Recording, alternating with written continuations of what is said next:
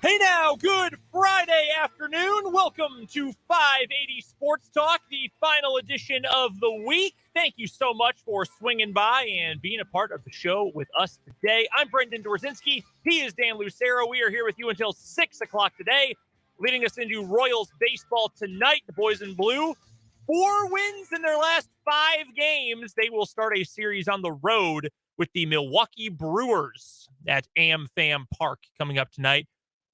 I know it was a corporate name. I think it's AmFam Field. AmFam Field, is that what it is? Yes, American Family Field. It was Miller Park before. Yes, it was. Like the beer. Like people who brew. It was the perfect fit for a corporate name. It was. It was a great sponsorship. It felt like natural, kind of like Busch Stadium and Coors Field feel natural. Yeah. American Family Field feels fake. Feels like something a video game would have come up with. I love playing baseball in the Stepford Wives. Yeah, it just doesn't it's fit like at all. It like great American ballpark works. American Family Field does not. I can't explain why. I just know that is true. Probably because most people, at least outside of the greater Ohio Valley area, don't know that Great American is the name of a company. I didn't until like the last 12 months. So yeah, that's true. I did not know that. That is true. Makes a lot more sense that way. We'll talk some Royals baseball later on in the show today, 4 o'clock hour. Dan did some research, did some statistical analysis, and it proved the Royals offense is actually good. And maybe not just good. It might at least recently be great. And that's with one of its best players not playing all that well. So we'll get to those numbers coming up in the 4 o'clock hour. Might give you a little bit more optimism about where the Kansas City Royals are heading. This hour, we will dive into the Chiefs' schedule for 2023. It came out last night. In terms of quality of schedule introduction video, Chiefs, unfortunately, near the bottom of the league. But in terms of the schedule itself, I actually think it's pretty favorable for the Chiefs. You know, decent cameos. They resisted the urge to involve the usual suspects. It's amazing we didn't get Rob Riggle and Eric Stone Street and Paul Rudd. Truly incredible. Yeah, managed to do some different cameos, some different ideas. It was a clever conceit. It was really confusing. It maybe had a little too much going on. Yeah.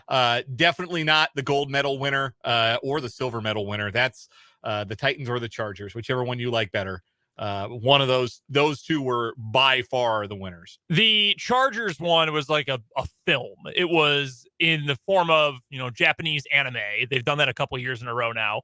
But they had so many little Easter eggs and hidden things. They had a gambling, disclaimer on screen when they talked about playing the Lions. They had Chiefsaholic pop up for the 2 games against the Chiefs. Yes, on the run from the police after tearing off his ankle monitor. They had one for the Raiders where you could scan a QR code, and if you said, I'm a Raiders fan, it would take you to a Google search for how to get a job. Just very, very funny and insanely involved. For the terminally online, like you and me, it was a huge hit. Yeah. If you are not maybe as online as we are, and honestly, I kind of hope for your sake listening that you're not, that would mean you have more important things to do. Yeah. But if you are as terminally online as we are, you probably got a real big kick out of that one. The Titans, they released theirs. They had 3 of their social media staff members, including, and I don't remember her name, one who used to do, or she's a grad of K-State and actually used to do K-State's social media. Right? Oh, really? Right when they were starting to take off in the last year, I believe she headed up a lot of that. So you knew it was going to be good. And they interviewed random people on Broadway in downtown Nashville and asked them to name the logos of the Titans' opponents. Pretty much all were wrong. One woman called the Texans the Texans, which was kind of funny. A couple of groups of women were extremely excited that they knew the Cowboys logo, only to find out it's actually the Colts logo. It was very, very funny. That's on the Titans, all their social media channels. Really good stuff. If you were on Twitter today and wondered, why are the Atlanta Falcons now tweeting as the Red Stallions? Yeah, so woman said, those are the Red Stallions. Rawr. And then she made a rawr. That was really good. So funny. So yeah, go check those out if you haven't already. We'll get to the schedule here in just a second for the Chiefs. And it is, I hope you don't like noon games because you're not going to get many of those this year. We'll also play Change My Mind and talk about the schedule later this hour with Matt Derrick, our Chiefs insider. Also coming up today, we'll preview that Royals-Brewers series. Rick Peterson's going to stop by for our Invista Credit Union High School Whip Round. Pistol will hop on with us on the Fleming Place Wine and Spirits hotline. We'll find our weekly winner in What Is Wrong With You and much more, all coming up between now and 6 on 580 Sports Talk. Don't forget to come and hop into the YouTube comments if you want to pal around with us and watch the live stream. Or, as always, you can hit us up on the text line. 785-272-9429 is the text line number. And on YouTube, you can find our channel and our live stream at our account Sports on 580 WIBW. First thoughts on the Chiefs' schedule. It was released last night, and I think you never know until the year starts. You can talk about strength of schedule because it's what last year's records were, but things change. Guys get drafted, guys retire, guys leave. You had free agents, whatever. They'll open the season, as we already knew, September 7th, Thursday night against the Lions. They go on the road week 2 to face the Jags. That is their only regular Sunday noon kickoff. Week 2, September 17th. How do you feel about that? I dislike it. I am against that. I like the noon kickoff. I do too. And as a fan, I love the noon kickoff because it's out of the way early and it's either great. Now the rest of my day, I can be happy my team won, or okay, there's a better game on later. I can distract myself from an early loss with the good afternoon and evening games. I like being able to be done and not have to worry about, oh man, it's, right. Here come the Sunday scaries, or, like that late Sunday slump. Sometimes you hit, like if you maybe spent like early Sunday morning doing some yard work, or you spent Saturday, you're running a bunch of errands, you get that little Sunday slump, that can hit you like mid second quarter of that 3:25 p.m. kickoff. Yep. So yeah, I will miss the noon kickoff. Only having one of those on a Sunday this season, that stinks. So that is week 2. Weeks 3 through 8, every game is 3:25 or later. Bears at home. Afternoon game. Jets on Sunday Night Football. Afternoon at the Thursday night against the Broncos. Afternoon against the Chargers. They actually get both games done with the Broncos in a 3-week stretch, week 6 and week 8. Broncos again, Sunday afternoon. They get an early game on November 5th. You know why? Because they're going to Germany. The game is going to be played at 8:30 a.m. our time. Again, the Chiefs are the only game in that window. Monday night against the Eagles, a Sunday night against the Packers early in December, another Monday night in week 15. They will take on the Patriots.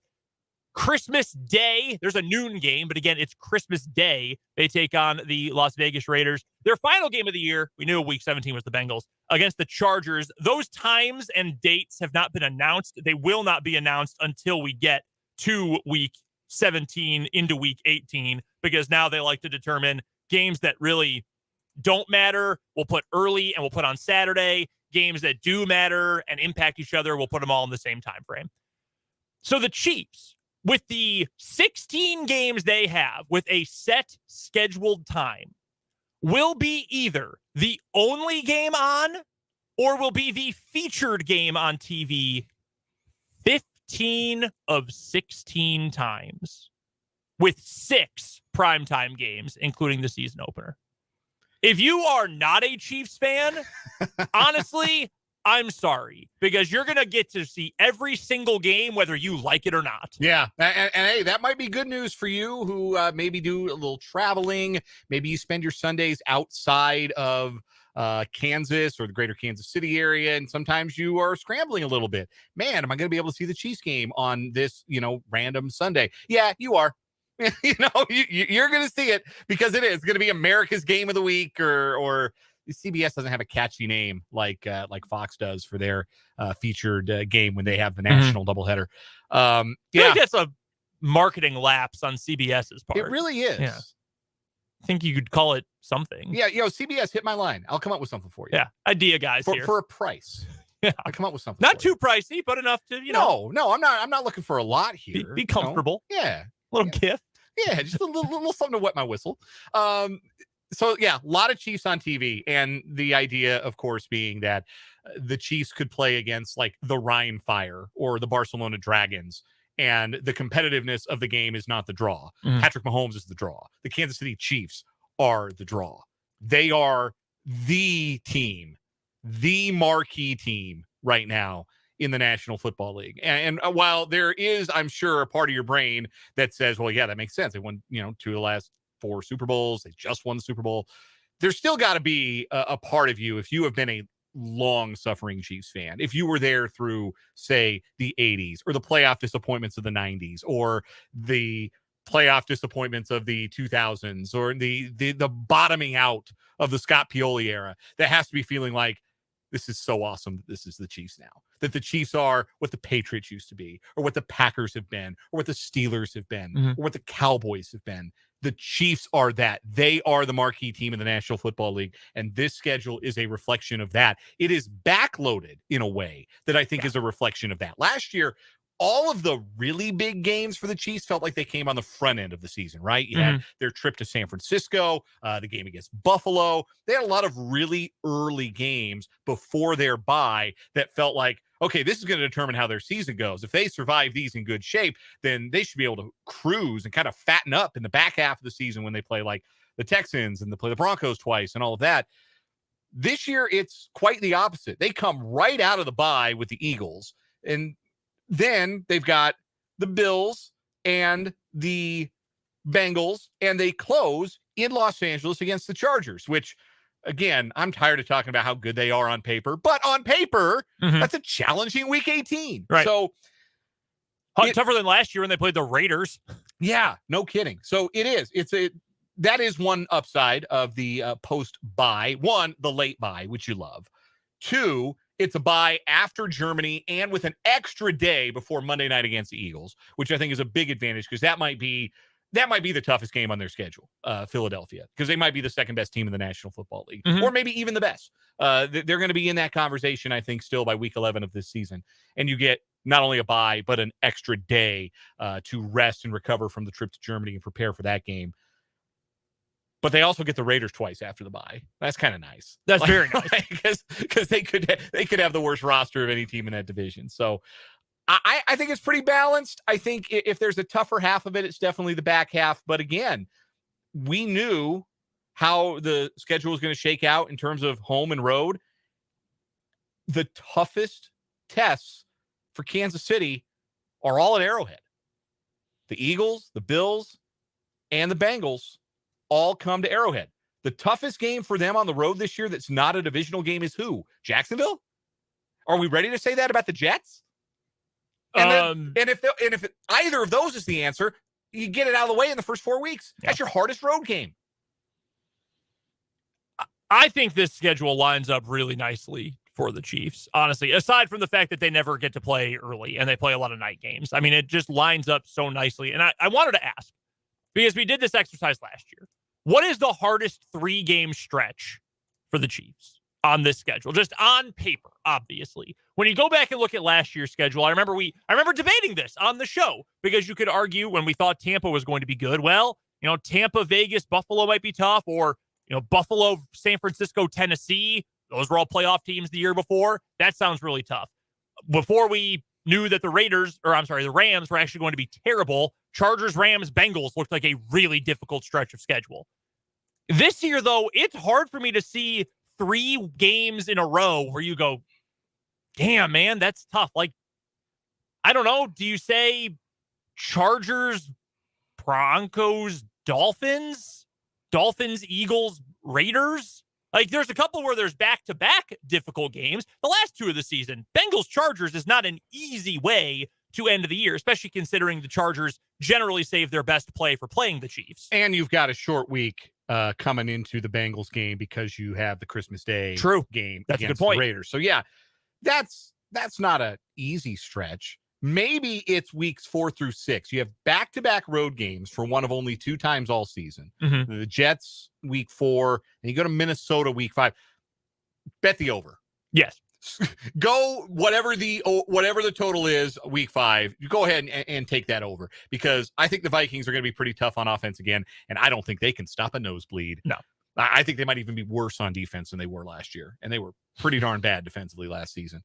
Then short week, Broncos on Thursday Night Football, and yeah, that's at Arrowhead, where Denver hasn't won since Jesus was using training wheels.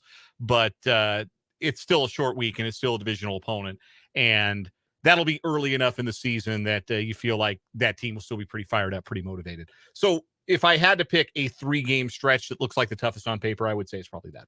We've got a comment from Mark on YouTube that says every team is going to fight regardless. And that's true. Like, I'm not trying to say, all right, well, Broncos are on the schedule, so who cares?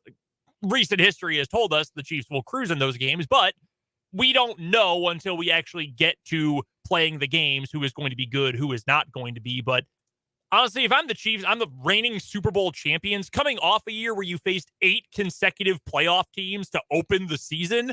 I would feel pretty good about ending up with this schedule. It is kind of wild, though. They end up facing, I believe it's 7 teams who were in the playoffs last year. 5 of the other 6 from the AFC, only discounting the Ravens, and then 2 from the NFC in the Vikings and the Eagles. Something else I think is noteworthy. Remember last year, they had to play in like all of the possible time slots in the course of the season. That's true. And every team does anymore, but they had to do it all like right away. Because they had that Sunday night game, then they had the first Thursday night game on Amazon Prime, and then they had a Monday night game pretty early on. This year, they'll at least be able to get into a little bit of a rhythm. They've got 4 straight Sundays after the Thursday night opener. 1 Sunday night, like they kick off in all the different like time slots, but it's still it's 4 straight Sunday games before they get to that Thursday game, and then 2 straight Sunday games before they go to Germany, and then you have the bye. So I think it's a bit of an easier schedule to manage in that regard. They've also got back-to-back Monday nights or Mondays with New England week 15, and then they don't have a short week coming out of that because they play on Christmas. So I think there are some things that are beneficial for the Chiefs within this schedule. And of course, it's all on paper. Like if you're a fan of any team, you come out of schedule day saying, you know what? I think I can see a path to 12-5. I think I can see it. Oh, easily. No matter who you root for, even if you're a Texans fan, you could probably do it today. But for the Chiefs, I think there are some things to like. I think the schedule is a little less arduous on paper than it was last year. Getting the Eagles at home, the Bills at home, the Bengals at home, weeks 11, 14, 17, shows to me the Chiefs will be favored in every game this year. Like, if you put them in... Not only will they be, they are. Okay. Yeah, they already when are.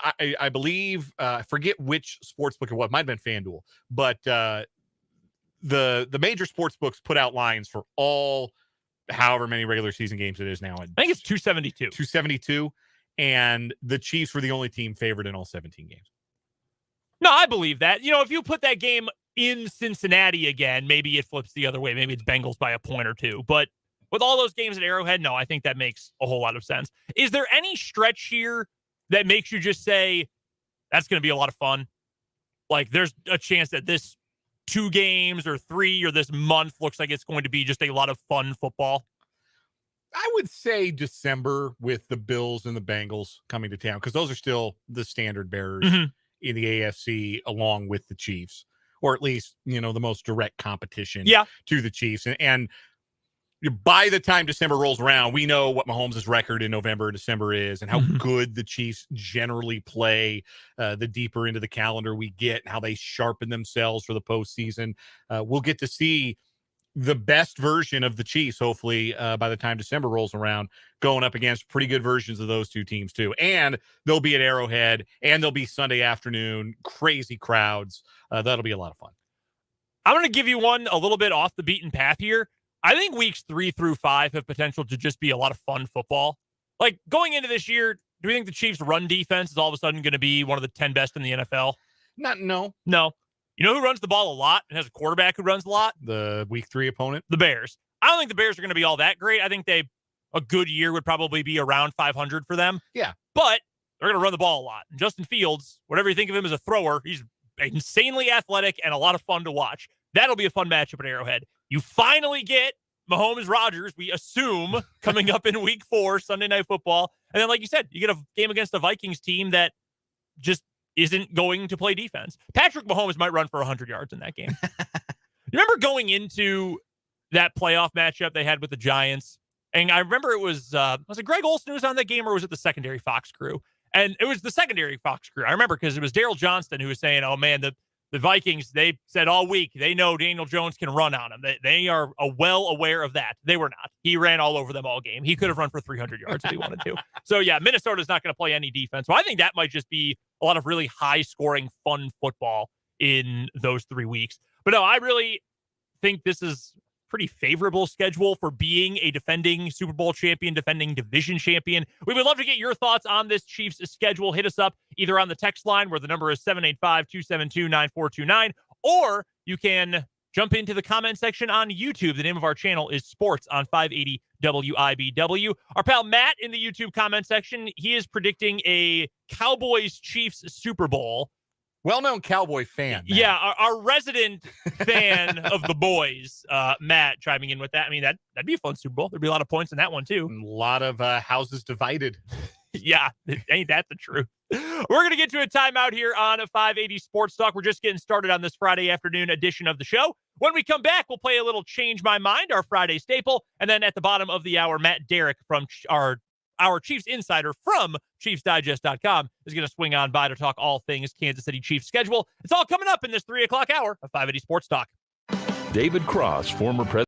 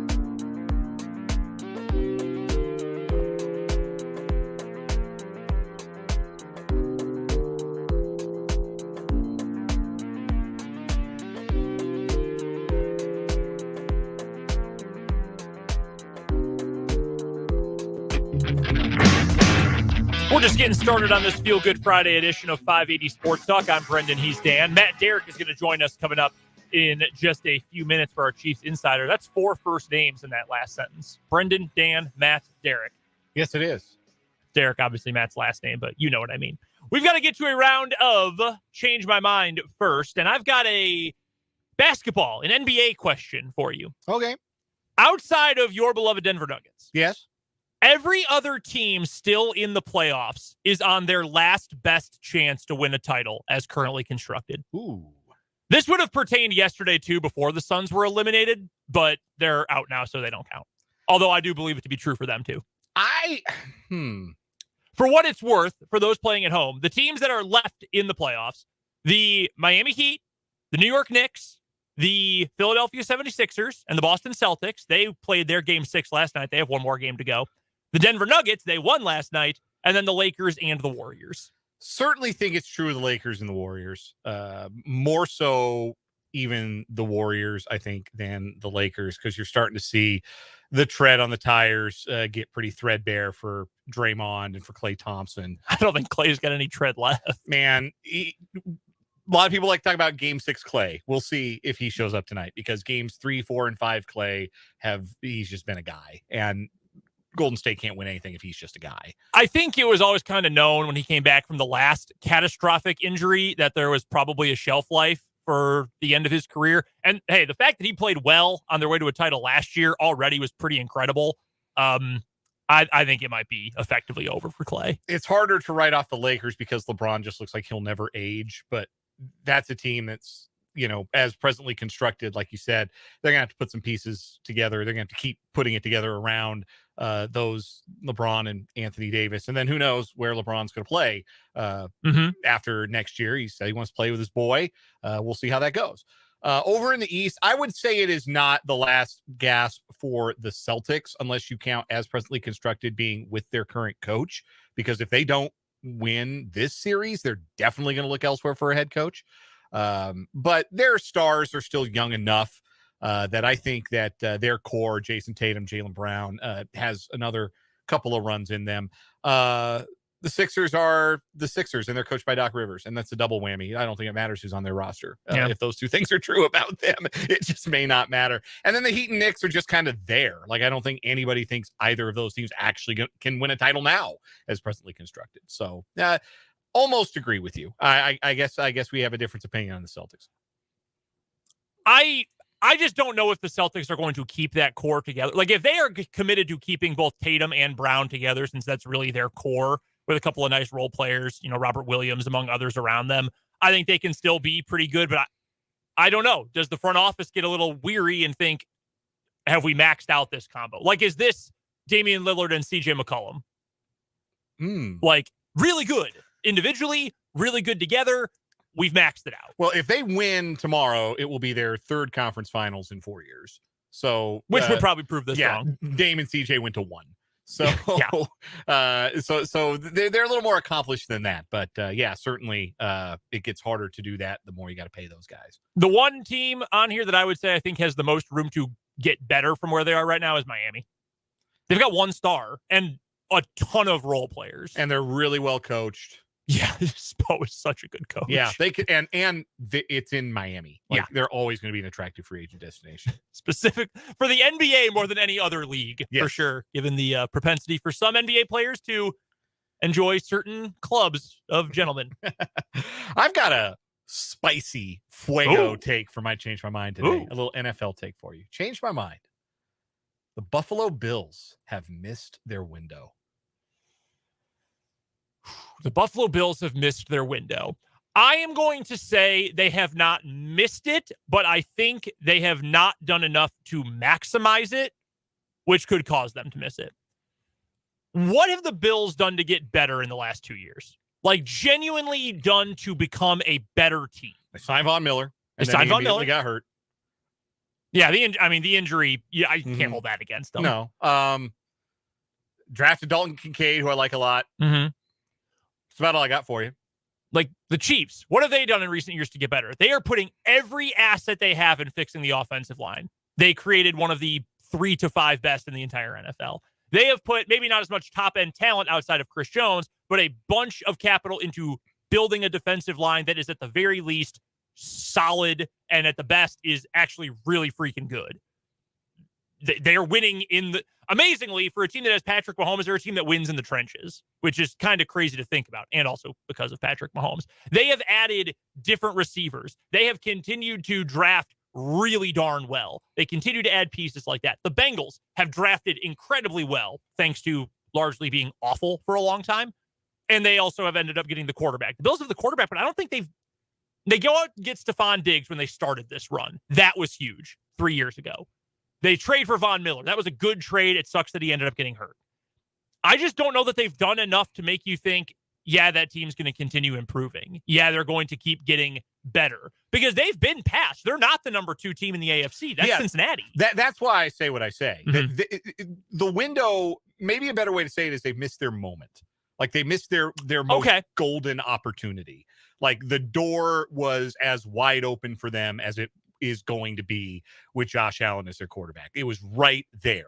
They led the Chiefs with 13 seconds to play in a playoff game with a chance to go to the AFC title, where I believe that version of the Bills would have had very little trouble with the Bengals. I also thought the Chiefs would have very little trouble with the Bengals that year. That's old news. But they lose that game. They come back as everybody's favorite to go to the Super Bowl, and they get punked at home in the snow, which is supposed to be a huge advantage for them in January. They get punked. And why they get punked? Because they're not good enough up front. And what have they not done enough to address? Getting better up front. I think they've missed their opportunity. I think this is Kansas City and Cincinnati's AFC now.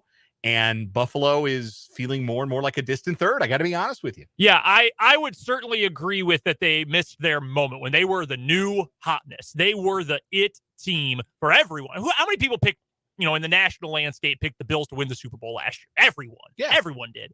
Now it's, the Bills are good. Yeah, they're there. Josh Allen, yeah, awesome.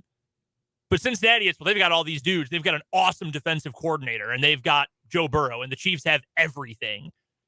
The Bills are just kind of there now. So as long as you've got the quarterback, I think you've got a window to contend. But I would agree that the moment for them is gone. I think that's a good way to phrase it. We've got to get to a break. Matt Derrick will join us next here on 580 Sports Talk.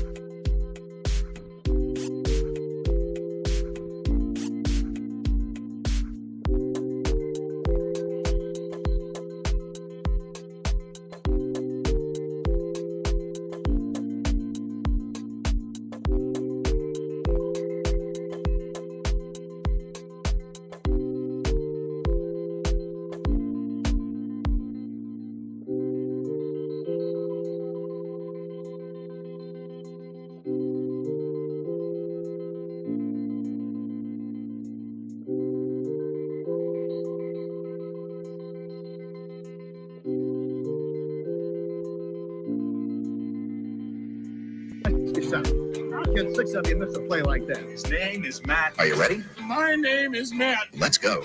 His name is Matt Derrick. He covers the Kansas City Chiefs better than anybody over at ChiefsDigest.com, and he joins us for our Chiefs Insider every Friday afternoon here on 580 Sports Talk. Make sure you're following Matt on Twitter as well, at Matt Derrick. Matt, happy Friday to you. How are you? I am doing pretty well. How about you?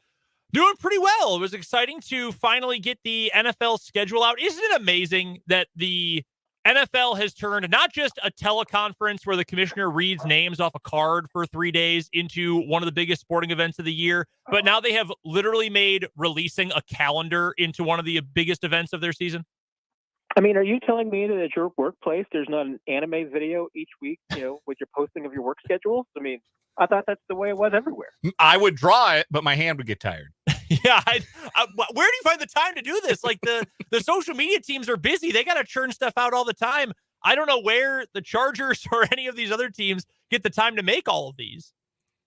I'm just glad that the NCAA hasn't learned or taken anything away from this, because I don't want an NCAA tournament selection show that takes 6 days and they're like, oh, here's all the 1 seeds and hey, here's a random 12 seed for you. And yeah, if anybody else starts getting ideas about how to release schedules this way and everything, and I'm hoping that we're close to having jumped the shark, that maybe at some point in the next couple of years, the NFL will realize that this has gotten completely out of control and just go back to just putting out a schedule and saying, here it is, go at it.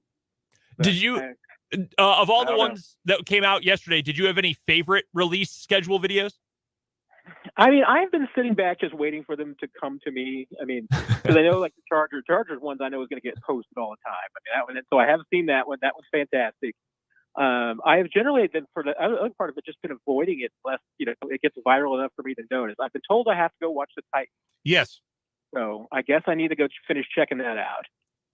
But I'm over it, man. I don't know about you, but I'm too old for this stuff. You've been working hard. You deserve a break, Matt. I told someone this earlier today. My idea for a schedule release video, and anybody in the NFL is happy to use this. I would just have a reunion of the Parks and Rec staff. I would have Ron Swanson, Nick Offerman, just walk into the office, walk into the room, post a piece of paper with just black Times New Roman, post it on the bulletin board of the NFL schedule, and then walk back at his office and close the door. That's all it needs to be. That'd be good content. I bet the Colts steal that one from you, and yeah, that's true. They're going to steal that one from you. Yeah, Jim Irsay is going to be on your line here soon, Matt. Like I said, it's a free idea. We're talking to Matt Derrick from ChiefsDigest.com. It's our Chiefs Insider here on 580 Sports Talk. Well, speaking of the schedule, what do you make of this Chiefs schedule? Does it seem fairly, I'm not going to say easy, but does it seem like a fairly favorable schedule, as challenging as we thought last year's would be? Obviously, just one Sunday noon kickoff this year. What were your first initial reactions to this schedule? Yeah, it's kind of the thing you go for first is, especially, I know I'm like with the veteran players. First thing I look for is the bye week, and week 10 bye week is a pretty good bye week. I would always prefer to still have Thanksgiving bye week, but anything, if you could get a bye week in November and later, that's the best time to get one. And getting it right between the Dolphins and Germany and right before the Eagles on Monday Night Football, that's as good as a spot as any. I mean, I would take that. Then, you look at what's week one and you look at the big, primetime matchups, and the Chiefs have a lot of those. I think I saw earlier, because I've been kind of counting it up too. I mean, there's 8 games that the Chiefs have in which they're the only game that's on, which tells you a lot about how important the Chiefs are to the NFL ratings and audience and how big of a draw that they are. And then on top of that, all the 3:25 kickoffs, which means that they're usually going to be only 1 or 2, sometimes 3 games at most going on at the same time. It's a pretty good indication of what kind of a draw the Chiefs are. And the fact that I guess the worst game on the Chiefs schedule is at Jacksonville, because that's the only noon kickoff, that's a noon Sunday kickoff. So, I don't disagree. I mean, I do think that's the worst game on the schedule. So, I mean, I think it says it for itself. But, I mean, it's an exciting schedule. I mean, you knew how hard it was going to be anyway. I mean, you can figure out the strength of schedule. The sequencing of the games always makes a difference, too, because this is, I think, certainly a much easier schedule before the bye than afterwards. But the month of December should be interesting. Chiefs are always a good December team and a good home team, and their 3 home games in December are Buffalo, the Raiders, and the Bengals. That's going to be fun to watch. And not only are they the only team on TV 8 different times with 6 primetime games and then the Germany game and the Christmas game, Matt, but they've got 7 games at 3:25. So either the CBS doubleheader game or Fox calls it America's Game of the Week. Like, all of America is going to see the Chiefs all year long. That's crazy. There's only 17 games. Only 16 have time so far. And the Chiefs are going to be covering the vast majority of the country almost every single week. Yeah, I mean, I said this last night on Twitter. I mean, the Chiefs, love them or hate them, are right now America's team. I mean, that is the one team that every network wants to get. And I'm still getting through it, but earlier today, the NFL had a conference call talking about the schedule. And, and the Chiefs came up quite a bit. And one of the things that they mentioned in that conference call was that, that the Chiefs, one, that CBS wanted to protect as many of the Chiefs games as they're entitled to. I mean, even though there's supposed to be less distinction between the networks, I mean, CBS is still an AFC situation. And so CBS wanted every single Chiefs game that they could get. Fox, all the other partners, everybody else wanted as many Chiefs games as they could get. So, that's how you end up with Kansas City in so many marquee time slots. And those, like you said, those 3:25 time slots, sometimes those games outdraw the primetime game as far as the audience goes. So those are pretty big windows as well. But the Chiefs are that much in demand that every single one of the network partners wanted as many of the Kansas City games as they could possibly get. Our guest is Matt Derrick from ChiefsDigest.com. He is our Chiefs insider, and he joins us on the Fleming Place Wine and Spirits hotline at this time every Friday here on 580 Sports Talk. Again, you can find Matt's work at ChiefsDigest.com. Check him out on Twitter at Matt Derrick. Matt, given opponent, location, game time, TV window, date, whatever you want to call it, what one single game are you the most excited about off of the Chiefs 2023 schedule? I mean, there's a lot, but I knew going into the schedule release, the one I was going to circle the most because I think it's going to be the game of the year. It's going to be Chiefs and Eagles, and putting that on Monday Night Football. I mean, I think you certainly expected that if they could get that game in prime time, they absolutely would. I imagine that I would not be surprised, especially if both teams are healthy and playing well. That's going to be the highest rated game of the season. I mean, wouldn't surprise me. Philadelphia's a big market. Chiefs are a big draw. Eagles are popular too. That's going to be a showdown, and that's, like I said, that's a really good stretch there where the Chiefs have. I mean, because after the bye week, I mean, there's going to be some must-see Chiefs games almost every week. But certainly the Eagles, Bills, and Bengals, they're in that stretch of, I think, 7 games. Those 3 games. I mean, that's going to be a key part of the schedule, not just to see how the Chiefs come out, but that's going to be, I mean, good games to watch. And then to me, I think those are 3 of the best games to watch. But for me, Eagles, that's the one I was definitely circling to see where it was going to end up. Last season, when the schedule was released, we talked about the first half of the season prior to the bye looking to be the more daunting portion of the schedule. And that largely proved itself to be true. This year on paper, it looks like the back half, as you're describing, after the Week 10 bye, beginning with that Monday night game at home against the Eagles, certainly looks to be the more difficult stretch of games than does the first 9 games. What do you think is more beneficial, particularly for a Chiefs team that has always seemed to play, at least with Mahomes as their quarterback, their best football in November and December? You think it's more beneficial to have these big games later in the year, or do you think it might have been a better situation to have a schedule similar to last year where it was a little more front-loaded? It's a good question. I mean, and because remember, it wasn't too long ago we were talking about the Chiefs being such a great September team because they seemed like they were coming out of the block 4-0 every year, and they haven't been as strong starting out early the last couple of seasons. This schedule, I mean, it's set up for a good start. I mean, you could certainly see a stumble like the Chiefs had last year against the Colts in one of these first 4 games, but none of them are particularly tough. I mean, you're talking about a couple of 9-8 teams you're opening up with. The Bears are a rebuilding team, and then the Jets in Week 4 are really. I mean, I don't know if any of us really know what to expect from the Jets.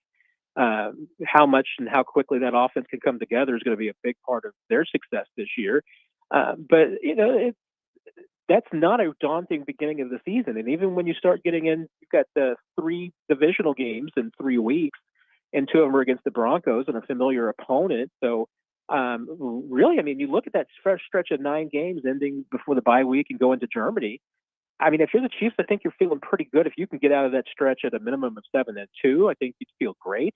6-3 is probably the bare minimum you'd want to get out of there. But I mean, I can't rule out the Chiefs going 7-1 or 7-2, 8-1, 9-0, anything in that stretch, because I think they're that good of a team, and I don't know that there's anybody in that group that should really surprise them. We're chatting with Matt Derrick from ChiefsDigest.com. It's our Chiefs insider here on 580 Sports Talk. Matt joins us every Friday afternoon at this time here on 580 Sports Talk to talk all things Super Bowl champion Chiefs. You can go find him on Twitter at Matt Derrick. All right, Matt, I'm going to ask you the all-time NFL schedule release day Homer Sports Talk radio question, the meathead question. All right, look at the schedule. What's the record? I really haven't changed too much from how the schedule has come out. I mean, looking at hey, it's going to be tougher in the second half. I'm definitely not taking the Chiefs to beat the Bengals in the regular season. I will never do that again until they actually get it done. Postseason, whole different matter, but I'll put down a loss in Week 17 for now. I kind of feel like the Chiefs are going to probably stumble in one of the games against Buffalo and the Eagles. I don't think that winning all 3 of those games would be incredibly difficult, and coming out 1-2 would not be the worst thing in the world. But I kind of feel like, I mean, in those stretch of games, I think they might end up going 1-2 in that stretch. And I mean, 15-2, I don't think is unreasonable. I mean, I think they could actually pull it off. I will probably be putting myself down for 14-3, with the danger side that maybe I might go down to 13-4. But I looking for 4 losses, I really have to get out a microscope, because I mean, it's a good team, and even though it's a tough schedule in places, I think it sets up just fairly well for them in most of the way. I know it's hard to win a lot of games in the NFL. Like, getting to a 12-5 year is a phenomenal season, generally speaking. But doesn't it feel like 11.5 is kind of low for the Chiefs win total? And that's a crazy sentence, but I don't know. And I don't even think this is a Vegas knows something situation, because the number's been around there for a few years now. Just feels like you look at the schedule and you look at what the Chiefs are, putting together and what they already have. I think it would make more sense to put that number at maybe 12.5 than 11.5. Yeah, and it is curious. I mean, you almost feel like that by putting it at 11.5, that Vegas is just waiting for that one year that Mahomes gets banged up and maybe misses 2 or 3 games, and they win every single bet. But I mean, as long as Mahomes is healthy and doesn't miss more than a couple of games in any season, I mean, 12 wins seems like an almost lock for this team. So I mean, unless Mahomes misses like an extended stretch, and even then, I mean, I don't think this is the Indianapolis Colts of Peyton Manning. I don't think that this team just absolutely drops off a cliff without Mahomes. I think there's a reasonable belief that they're still a playoff team. Maybe they're 9-8, maybe they're 10-7. I don't think that they're all of a sudden a 2-15 team if Mahomes gets hurt. I think they're too good for that. Matt Derrick covers the Kansas City Chiefs better than anyone, and he does it over at ChiefsDigest.com. He is our Chiefs insider who joins us every Friday, bottom of the 3 o'clock hour here on 580 Sports Talk. Go follow Matt on Twitter at Matt Derrick. Matt, we appreciate the time as always. Enjoy the weekend, and we will talk to you next week. You as well. Take care, everybody. That is Matt Derrick, Chiefs beat writer for ChiefsDigest.com, joining us on the Fleming Place Wine and Spirits hotline on this Friday afternoon. It really is incredible the Chiefs got their 3 hardest games all at home on paper.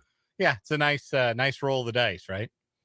Look, I'm not saying this is why, because they make the schedule, or they make the list of opponents way before they actually release the schedule. I mean, we know the day the regular season ends who everyone is going to play the next year. Right. But to get them all in the back half of the year when Mahomes has been at his best, people want to see Arrowhead on TV.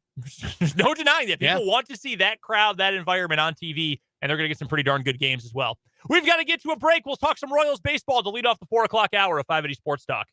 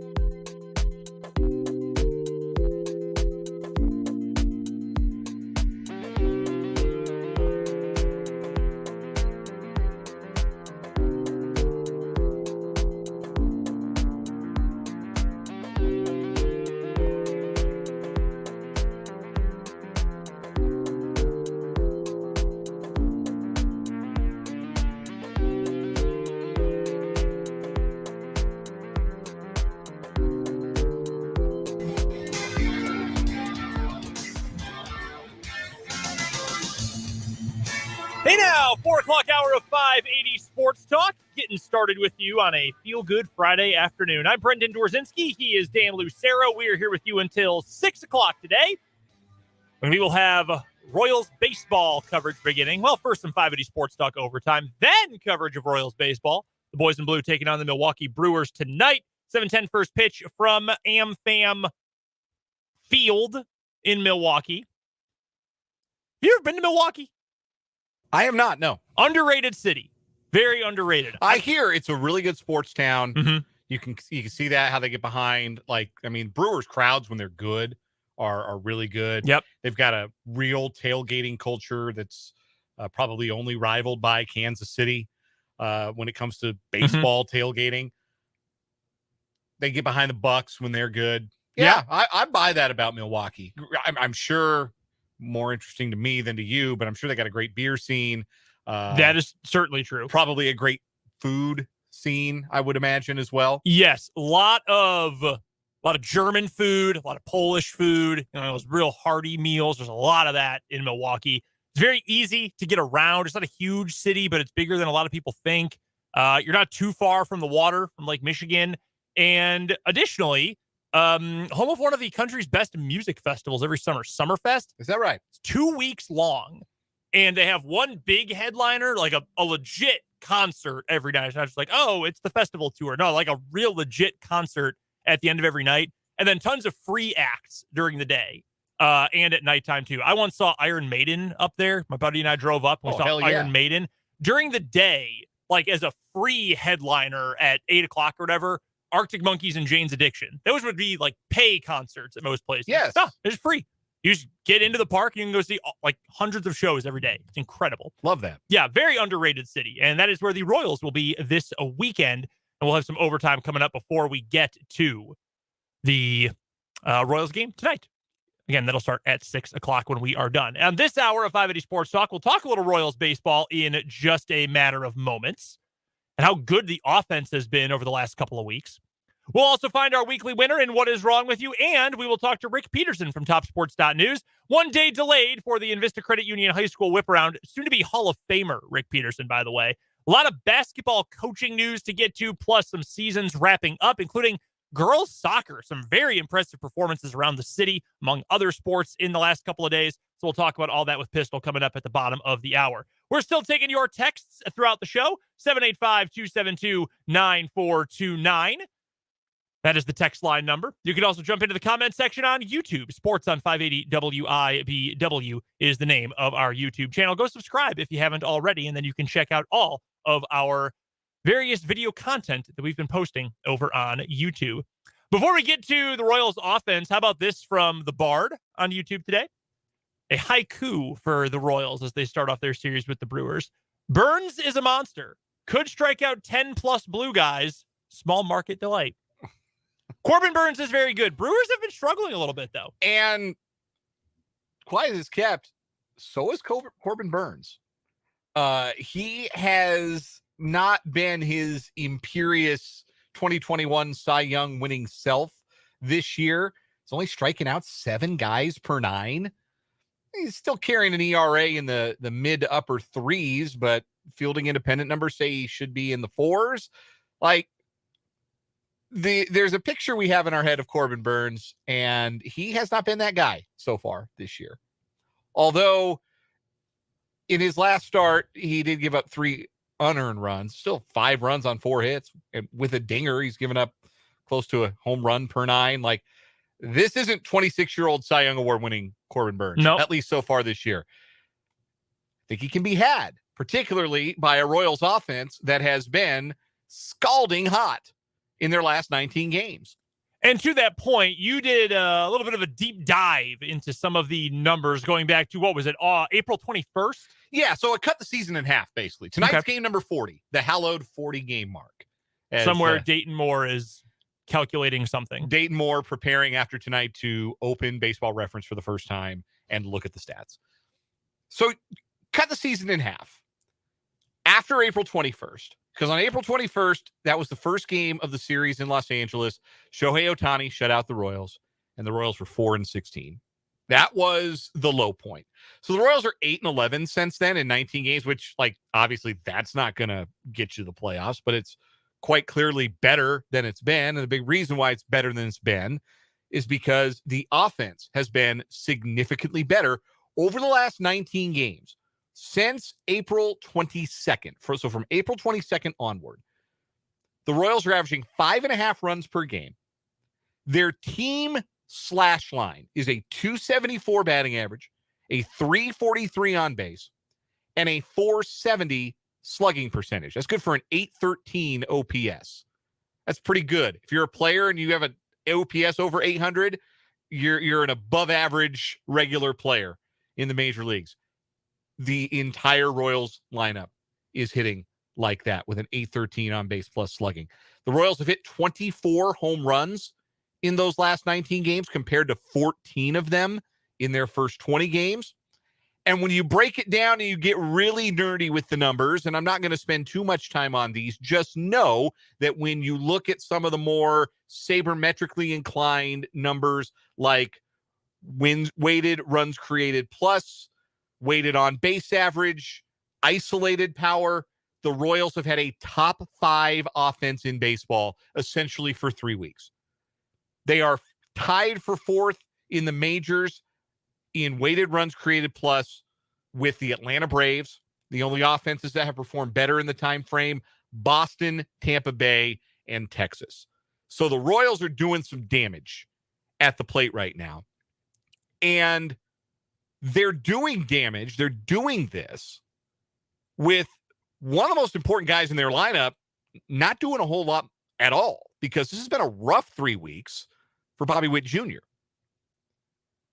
He's hitting just 198 in this stretch with a 235 on base. Now, 395 slug. So the hits he's getting are productive hits, doubles, triples, home runs. Like the pop is still there, still hitting the ball plenty hard, still lots of red on his baseball savant page. If you're into that kind of thing, the exit velocities, the barrel rate, all that stuff is still good like it was at the start of the year.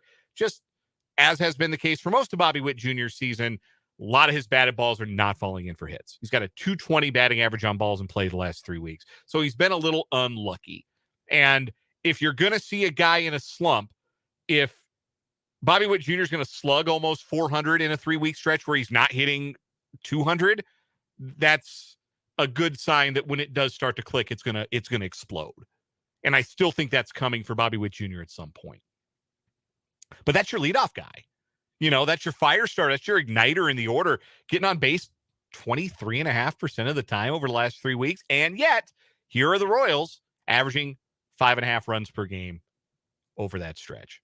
And the reason this is happening is because all those other young core guys are raking. You know this, but here are the numbers to back this up. In this stretch, 19 games since April 22nd, Vinny Pasquantino, a 308 batting average, 375 on base, slugging 551.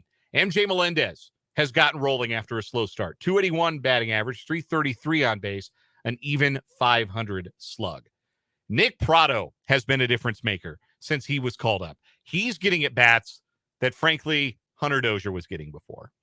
We've had that conversation about Hunter Dozier. What Nick Pratto's doing instead, how about a 381 batting average with a 480 on base and a 595 slug since he was recalled? You'll remember he came up early in the year, didn't do much of anything. I think somebody was on the paternity list, might have been Franmil Reyes. I forget who it was that went on the paternity list early, and Pratto got called up for a handful of games. But since he's been called up seemingly for good, he's stinging the ball. And Michael Massey, we may owe an apology, Brendan. We've been very mean to Michael Massey. I have transferred my disdain to Nate Eaton in full. I'm no longer splitting it. I have moved all of my Massey hate stock to Eaton hate stock. Michael Massey in the last 19 games for the Royals hitting 340 with a 424 on base and a 500 slug. So not only has he started to, draw the occasional free pass, not only has his on-base percentage finally gone above his batting average, but over the last 3 weeks, he's hitting like you'd expect Juan Soto to hit. This was like a peak Juan Soto year, a 424 on base and a 500 slug. Now, yes, it's only 3 weeks. A lot of guys have had a hot 3 weeks. Petered out, tapered off, however you want to put it. You want to be careful not to get too over your skis because, again, the Royals, this has not resulted in the Royals doing a whole lot of winning. They're 8-11 in this stretch with these guys swinging the bat like this. But I think that it's instructive that it takes some time with young players. And there's evidence of this. Any era of Royals baseball you want to look at, if you want to go back to the last, like the peak era of young Royals developing in the major leagues and how it took Mike Moustakas, got about 3 years to really have it click for him. Yeah. That Eric Hosmer at one point in his young career had just a miserable, wretched first half. I want to say it was 2013. It might have been 2012. I might have that conflated. I'm not looking at the numbers. But he had one first half of the season where he was awful. It takes time. And all these guys we're talking about, even Bobby Witt Jr., but Witt and Vinny and Prado and MJ and Massey are all 25 or younger. And all in either their second or first full big league seasons. Michael Massey got like half a year last year. Prado got about half a year, like not even that last year. This is all very early days in the development of these hitters, and they are putting together some skills and some at-bats that translate into success. Not just these slash numbers. They look pretty for a 3-week stretch, and that's great. That's all well and good. But the exit velocity numbers bear this stuff out. Even Michael Massey, even poor old Michael Massey, who couldn't buy a hit for the first 3 weeks of the year. You know, he's above average in Major League Baseball when it comes to his average exit velocity, his barrel rate. He is above average, solidly above average in those categories. MJ Melendez still hitting the ball as hard as anybody in Major League Baseball. Nick Prado is stinging the ball. Vinny is Vinny. I think we can almost, we talk about these guys as developing hitters. I think Vinny Pasquantino is, and I suggested as much when we started to preview this team this year, he's about as close to fully formed as any of these guys in a good way. He knows exactly who he is as a hitter. He knows his approach. He knows what works for him. And I just think he's going to put up numbers from here until he doesn't anymore. No, I agree with you. Even Bobby Witt Jr. in this funk that he's in, the numbers still, the underlying numbers still look good for him. He's still hitting the ball hard. He's not, the strikeouts haven't gone crazy high like they did for Melendez early in the season when that was something that we were looking at as a little bit of a concern. So I look at this lineup, Brendan, and it's got to be this every night. It's got to be this to buttress a disappointing starting pitching staff. And just a pitching staff as a whole. But there is a lot to like here, and I think we can go back to kind of believing in the philosophy by which these hitters were developed in the minor leagues and are now starting to translate into success at the major league level. Do they have to do it for longer than 3 weeks? Absolutely they do. Do they have to win some ball games while they're doing it? Definitely.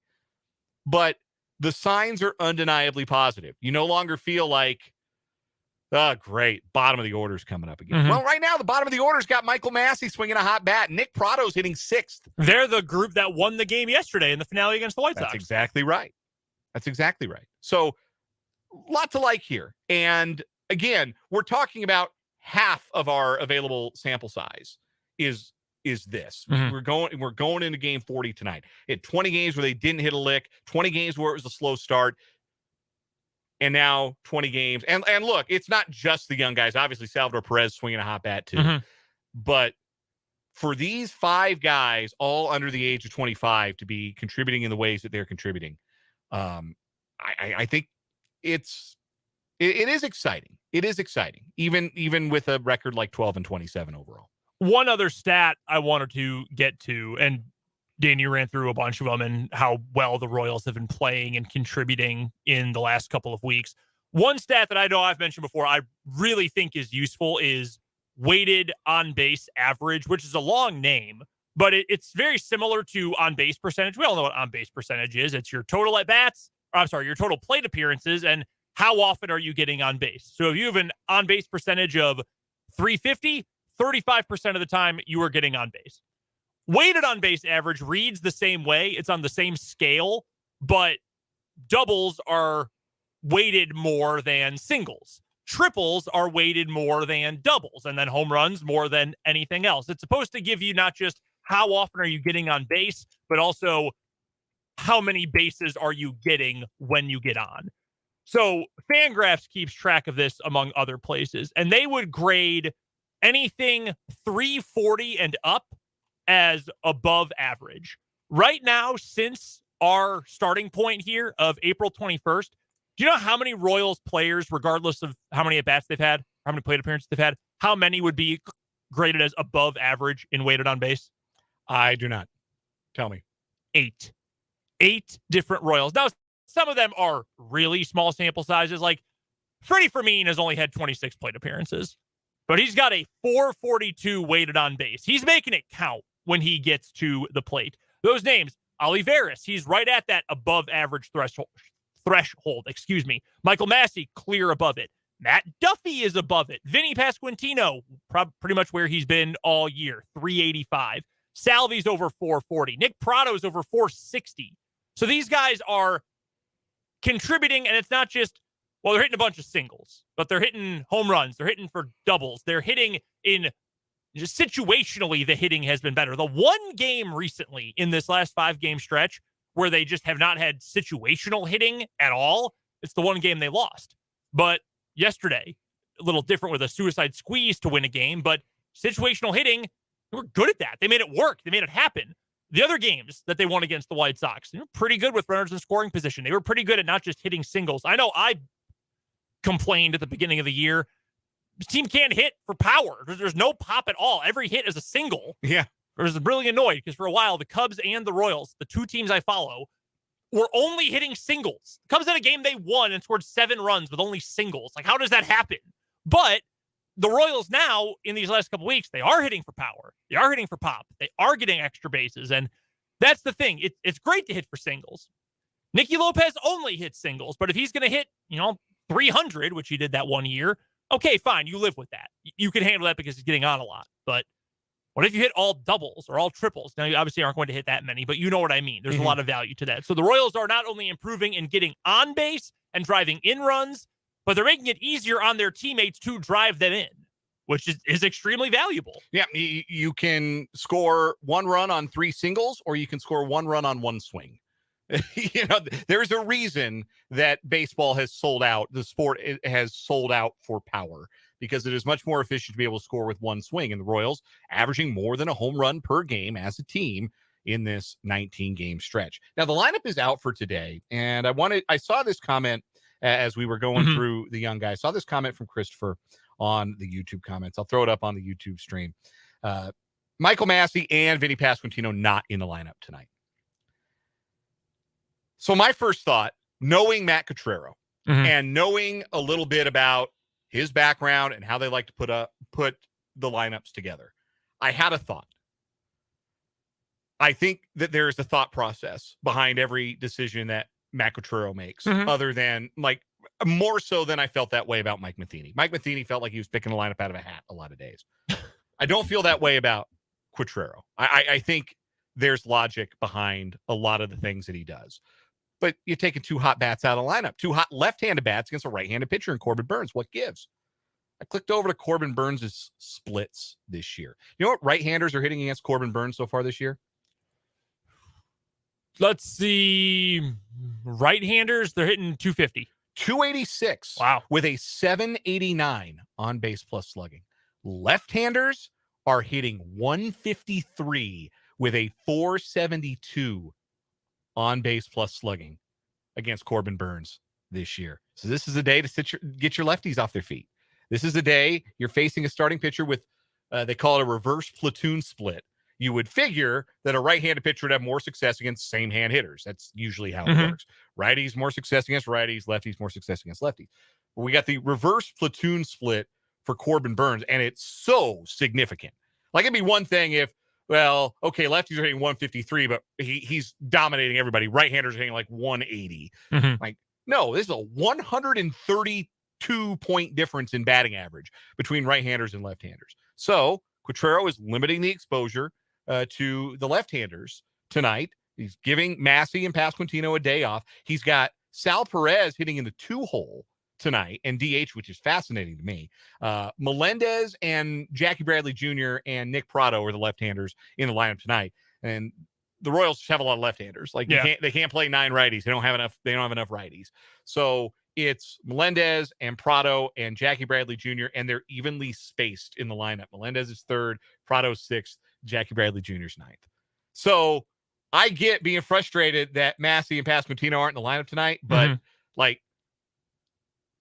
trust the process of Matt Quatraro here. I think he's earned that a little bit. I think so too, and I think that brings me to something that I'm happy to have a situation where we might not agree on construction of a lineup, but I can see why it is being done, because you're right. Over the previous 3 seasons, maybe even longer than that, it felt like, what are we doing here? Why, especially with super young guys, with Matheny, I'd wonder, why are you taking him out? I understand, Bob Witt doesn't hit great against righties, whatever it ends up being. Okay. But he's a kid. Like, he's just starting. He's never going to get better if he's not doing it. Like, I hate, and I've moaned about this so many times, I hate when young guys specifically don't get a chance to hit against different kinds of pitchers. That really bothers me. Yeah. Because, again, to reference the Cubs, they did this all the time with Kyle Schwarber when he was young. He never would play against lefties. Well, yeah, he's never going to hit lefties if he never plays against lefties. Right. Duh. I think, to the point you made about Vinny earlier, Vinny's here. Like, he can get better for sure, and he'll probably still have a slump at some point because young guys do. Everybody does. He can still get better, but he's here. Like, we know what Vinny Pasquantino's baseline production can be at this point. It's okay to give him a day off. But I would think, well, let Massey be in there. Let go with the hot hand. But at least I can see, as you laid out, why we are at this point, why we are getting there. It's such a significant split. The other thing, too, and that's process over results, right? Right, exactly. Process over results. The other thing, too, and David Lesky, friend of Mic'd Up, you can hear him quite frequently with Jake and Fulton on Mic'd Up here on 580. David Lesky tweeted earlier today, the Rays typically are a team that gives their starters more rest than other teams do. They've only had 2 players play 150 games in a season since 2018. So it's pretty crazy. Off days are a little more frequent for players in Tampa Bay than, like, it was a badge of honor under Ned Yost and Mike Matheny that Whit Merrifield was in the lineup every day. That Escobar, I think, played every day. Hosmer played every day. Like, those kinds of guys, they were just always in the lineup. So I think we're used to that with the Royals. That's kind of the way it's always been. The way it is now is, you're going to give guys a little bit more time off their feet. Not significantly more, but if a fresher player is more productive in 145 games than they would have been in 160 games, then you take the trade-off. Because the other thing it does, theoretically, again, process over result here, the process would lead you to believe that it helps your reserve guys if they're in the lineup a little more often. And if you spread it out too, that's the other thing, because some managers will be like, all right, giving everybody a day, you have the Sunday lineup, right? And it's like 5 bench guys are in the lineup on a Sunday. Jim Tracy used to do this when he managed the Rockies. It drove me nuts. You'd have, like, everybody would get their day off on Sunday. Well, no, spread it out. You give 2 guys an off day on Friday, you give another guy an off day on Sunday, and you give guys half days off, put them as DH like Salvi is today. Yep. You know, that works. Like, I see the vision, and if you can explain to me the vision, explain to me the process, then that's something I can get down with. And whatever the process is right now for this offense, you can't say it's not working. Yeah. The good process leads to prolonged good results, and that's what we've seen the last 3 weeks with the Kansas City Royals. We'll talk more Royals later on in the show as we preview their series that begins tonight against the Brewers. Right now, though, we have to get to a break. Rick Peterson joins us later this hour after we get to our weekly championship and What Is Wrong With You here on 580.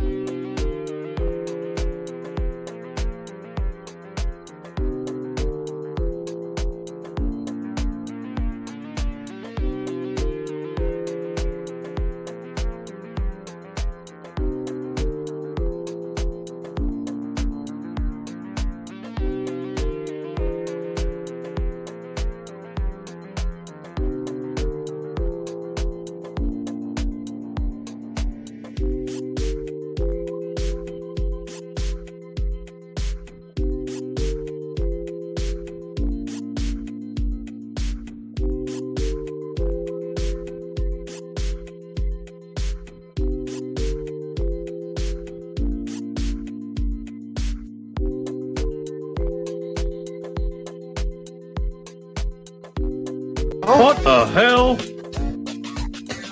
It's time to find a weekly winner in What Is Wrong With You here on 580 Sports Talk, which, as always, is brought to you by Top City Metal Supply, who cuts the metal you need to your specifications, which saves time, money, and material. Never settle when it comes to metal. Top City Metal Supply can be found on South Topeka Boulevard, and you'll find them halfway between Frito-Lay and Forbes Field. Know what is wrong with you yesterday because of the short show after Royals White Sox. So still, our weekly champion is the gentleman from Franklin County who was pulled over, charged with suspicion of DUI, and was pulled over while wearing a Bud Light costume. He was dressed like a can of Bud Light. Sure was. And he was drunk, allegedly, driving a car. Oh, man, that story is almost funnier repeating it. Like, the recap of it is almost funnier than the actual story itself. I just can't understand how he was comfortable sitting in that costume driving. It's melting. 100-degree temperature. I know it smelled crazy in that car. Oh, yeah. You ever been close enough to a mascot to smell them? No. I have. It's bad. So the Blackhawks have a mascot named Tommy Hawk. Mm-hmm. And he's a bird. Sure. And Tommy Hawk's thing, when you meet him on the concourse at the United Center, is he puts his beak on your head. Like he's biting you. And then you take a picture and you go, I'm at a Blackhawks game, whatever. That beak smells worse than like manure in the sun. It is horrendous. Absolutely awful. So yeah, I bet you that beer can costume also smelled gnarly. Why don't you go first today, Dan, on this Friday edition? All right, Brandon, when you go to a salad bar, how do you load up your salad? Lettuce only. Get spinach out of my face. Anti-spinach salad. Correct. That's a good take. A lot of tomato. Love tomatoes. Okay. Maybe some bacon bits, cucumber. Not a cucumber guy. That tracks. It's not cucumber or pickle for you. No, thank you. I might put a little cheese on top, and then I'm an Italian dressing guy. Okay. But I'll go with ranch once in a while. See, croutons. Got to load up on croutons. Oh, absolutely. Yeah. Croutons are a must. Yeah, I go with, like the base garden salad, little tomato, little onion, like a little onion. Okay, a little crunch. Yeah. Nice little zest. And I'm not a big cheese on salad person, but I will do the croutons. And I'll go with ranch generally. Sometimes I like to be more adventurous. But that is how I would top my salad. We meet 53-year-old Gomer Sanderson from Newport in... Gomer Sanderson. Yeah, we meet Gomer Sanderson, which I love. I don't know where this Newport is. Newport, Tennessee? The Newport Plain Talk is the name of this publication. Newport. Yeah, we're going to go Tennessee. Newport, Tennessee. Yes, you are correct. Newport, Tennessee. 53-year-old Gomer Sanderson fed his girlfriend, Angela Haney, a salad from a local establishment. But one of the toppings didn't seem quite right. Haney, according to Reese's report, said the salad tasted real salty. And she stated Sanderson told her that he was sorry and that he had put something in the salad but would not tell her what. That is when she went to the emergency room to get checked out and tested positive for meth. What? Why? In her statement, which is summarized in a police report, she stated she was hanging out with Sanderson and went to get a salad to take to his house. She continued, I went to the bathroom while he was dividing the salad between us two and getting it on the plate. While eating, I noticed it tasted very salty and bitter. I had ate part of the food because I did not think anything about it. Afterwards, we were laying down to take a nap. He kept apologizing over and over for 10 minutes. He said, I did it. I put it in your salad. I asked him what he put in my salad. He would not tell me. He just kept saying, I did it. I asked if I needed to go to the ER, and he did not say yes or no. He just said, do I need to take you? I told him that I needed to go to the bathroom. I was scared at that point, grabbed what I could, and went out the door. I walked to the store and called a friend to pick me up because I was scared. I went to the ER and I tested positive for meth, and I do not do drugs. Sanderson told Reese he had done methamphetamine the night before and admitted he put meth in the salad. But why? He was placed under arrest, charged with domestic assault and reckless endangerment with a deadly weapon, and transported to jail. Again, why? Why did you put meth in her salad? Put it in your own. Split it up on the plates, and if you want to consume meth. Yeah, you want to put a little like meth instead of bacon bits on your salad. That's between you and your God, as far as I'm concerned. Love those McCormick's meth bits. Jeez. Put meth in somebody's salad. That is massively messed up. Oh my God. There's a lot to love about this story.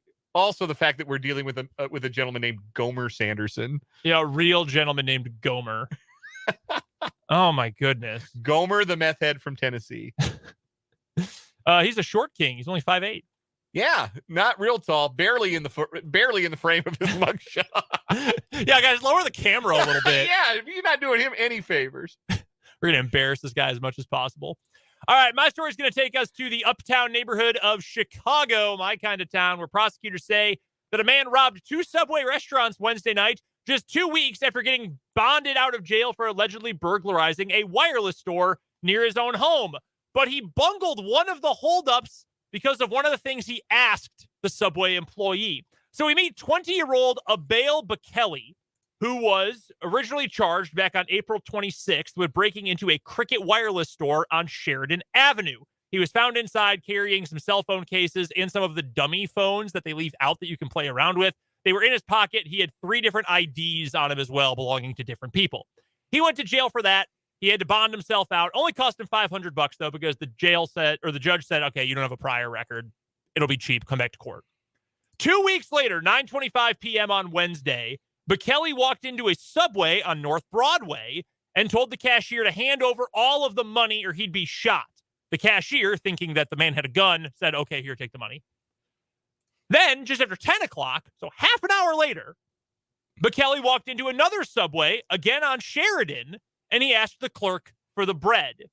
No, literally, the sandwich shop employee had to clarify what he meant when he said, give me all the bread. Is that a common slang term for money in Chicago, in the Chicago area? I didn't know if it was Chicago specific, but yeah. It feels a little more New York than Bit. Chicago. Yeah. I need some bread, Tom Brady. Where my bread at? Where my bread at? But yeah, he said, give me all the bread. And the clerk said, what kind of bread? That gave the employee enough pause, and then also when the man flashed a gun at them, to, instead of giving him the money from the register, just run to the back and call the police. There was no fight or flight here. He gave them a chance to just run away and call the cops on him. He was then arrested 35 minutes later wearing the same clothes he had been wearing at both break-ins. Oh, boy. Those are our 2 stories for today. Give me my bread and the meth salad. Okay, we don't need to vote. We know the winner. Give me the bread, and then what kind do you mean is actually very funny. Oh, it's hysterical. It's a very good story. This guy put meth on a salad. He put meth in his girlfriend's salad. I think this wins. I do, too. I think this beats the beer can, man. The DUI beer can is so funny. Don't drink and drive. He put meth in her salad. Why? Yeah. So, brevity is the soul of wit, right? Right. And you can explain this story in 2 words: meth salad. And it wins with that. Yeah, and it's funny every time. That is our new winner in What Is Wrong With You, brought to you by Top City Metal Supply. Metal cut to order when you need it. That's Top City Metal Supply on South Topeka Boulevard. Rick Peterson is joining us next on 580 Sports Talk.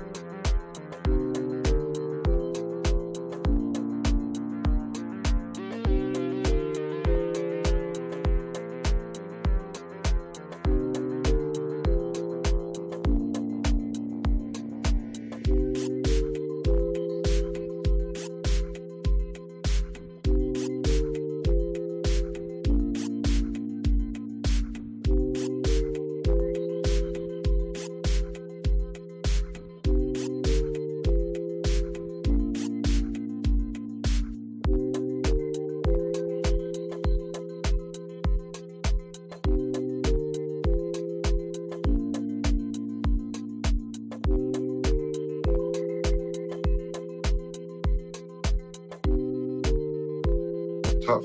And that makes Rick a citizen of the world. Rick Peterson joins us on 580 Sports Talk, normally on Thursday afternoons, but because of that wild, long rain delay yesterday in the late Royals game, Pistol kind enough to join us today instead for the Invista Credit Union High School Whip Round. You can find Pistol on Twitter at Peterson_Rick, or you can go check out all of his phenomenal work covering prep sports and Washburn sports here in the capital city over at topsports.news. What's going on, Pistol? Happy Friday. Yeah, thank you. Just running around the tennis today and getting some other stuff done, but it's a good day. Yes, plenty going on, and we will get to some of the in-season action here in a moment, but we've also got some big coaching changes from around the city on the basketball court that I wanted to get to with you this week, and we'll address both of those first. First, the Hayden Wildcats boys team for the second time in just 3 years will be looking for a new head coach as Dwayne Paul stepped down earlier this week. He's taken the job at Lawrence Free State. So quite a jump for Coach Paul going from Lebo to Hayden and now to 6A Free State in the span of just a couple of years. How quickly did that all unfold for the Hayden head coach? I think very quickly. Sharon Collins stepped down within just a matter of weeks, and obviously Free State wanted to get a coach in place pretty quick because of the summer stuff. And I think I believe Coach Paul, he told me that he wasn't really looking, but, people contacted him about the job, and he just felt like it was too good a job to pass up. And that Hayden program, I mean, that's a storied program at Hayden. There's no doubt about that. And they've been good for so long and have had so many good players come through that program, good coaches as well. I would imagine they will be able to find someone relatively easily who's got a pretty strong background and a pretty strong resume. Yeah, I think they'll do. In this day and age, it's about, matching what teaching job might be open or, going the other way with a Rule 10 and, got to work all that stuff out. But yeah, I have no doubt. Bobby Tall's done this a lot of times in a lot of different sports. He knows what he's looking for, and I think they'll, again, like I said about Free State, they'll want to get it done quickly because we're going on summer stuff. I was going to say, and we've got another new coaching vacancy to get to momentarily too, but what sort of is the timeline when you get to the summer and school is no longer in session and it, people are harder to get in contact with. We know that for sure, dealing with coaches all around the area, the state, whatever it might be. What sort of timeline do schools like to follow when you get to this time of year and need to replace a coach? I mean, warp speed, because unlike years ago, summer is now when you get a lot of your work done. And, you used to, you couldn't even be with your players hardly in the summer. Now you can. Now you can even play, scrimmages and stuff. And I think they really want to take advantage of that. So I would think by June 1st, maybe, that Hayden and probably Topeka West would like to have new coaches in place. Chatting with Rick Peterson from topsports.news. It's our day late edition of the Invista Credit Union High School Whip Around here on 580 Sports Talk. Go check out all of Pistol's great work covering prep sports over at topsports.news. And you mentioned Topeka West. That is the other job that opened up this week. Jeff Scarr, the head coach of the Topeka West girls basketball program, after 3 years and leading the team to their best year in well over a decade in 22-23. He stepped down this week as well. I'll ask you the same question there. Was this something that was kind of in the works, or did this take you by surprise a little bit? Well, I think with him, I think it was a family thing. I think he, if I'm not mistaken, they live in Lawrence. His wife's well established there. And I think that was kind of what was going on there. Yeah, it did surprise me a little bit just because they really, you look at a 6-15 record and you say, oh, shoot, not very good. But I went back 15 and lost track at 15 years since they had that many wins. So they did make some progress. And I think, I said they had some players like Zoe Clark coming back. But I really do think it was Jeff and I haven't talked recently, but I do think it was more of a family thing. And that obviously makes a whole lot of sense. So when, we're talking about Hayden basketball and how storied that program has been and what they'll be looking for in a coach, what does it look like then for Topeka West and their girls program, which has, hadn't had 6 wins in at least 15 years, but they're on the upswing. They've got, what I would assess from the outside as a pretty strong influx of talent among some of their younger classes on the girls' side. What kind of coach do you think West will be looking for to fill that role? Again, you're kind of hamstrung because you don't know what teaching jobs are open and things like that. I think in a perfect world, they'd like to get a good young coach with a lot of energy and a lot of patience, and somebody that's going to, hopefully stick around for a while to build some stability. We talked about Topeka West and how long it had been, since they've had a real, even 6 wins. But they were one of the state's best programs under Mike Goring. So they've been there. They've done that. They've won state titles. So I think that's what they're going to be trying to do is kind of recapture that magic. But it's going to take a while. Me and Vista Credit Union High School Whip Around rolls on here on 580 Sports Talk as we're chatting with Rick Peterson from TopSports.news. Pistol, we do have some actual on the field and on the court stuff to get to here as the spring sports seasons continue to wind down. And I wanted to start with some girls soccer today. Had a couple of really fun matchups earlier on this week. Washburn Rural and Seaman with a low scoring, in fact, 0 scoring, great game.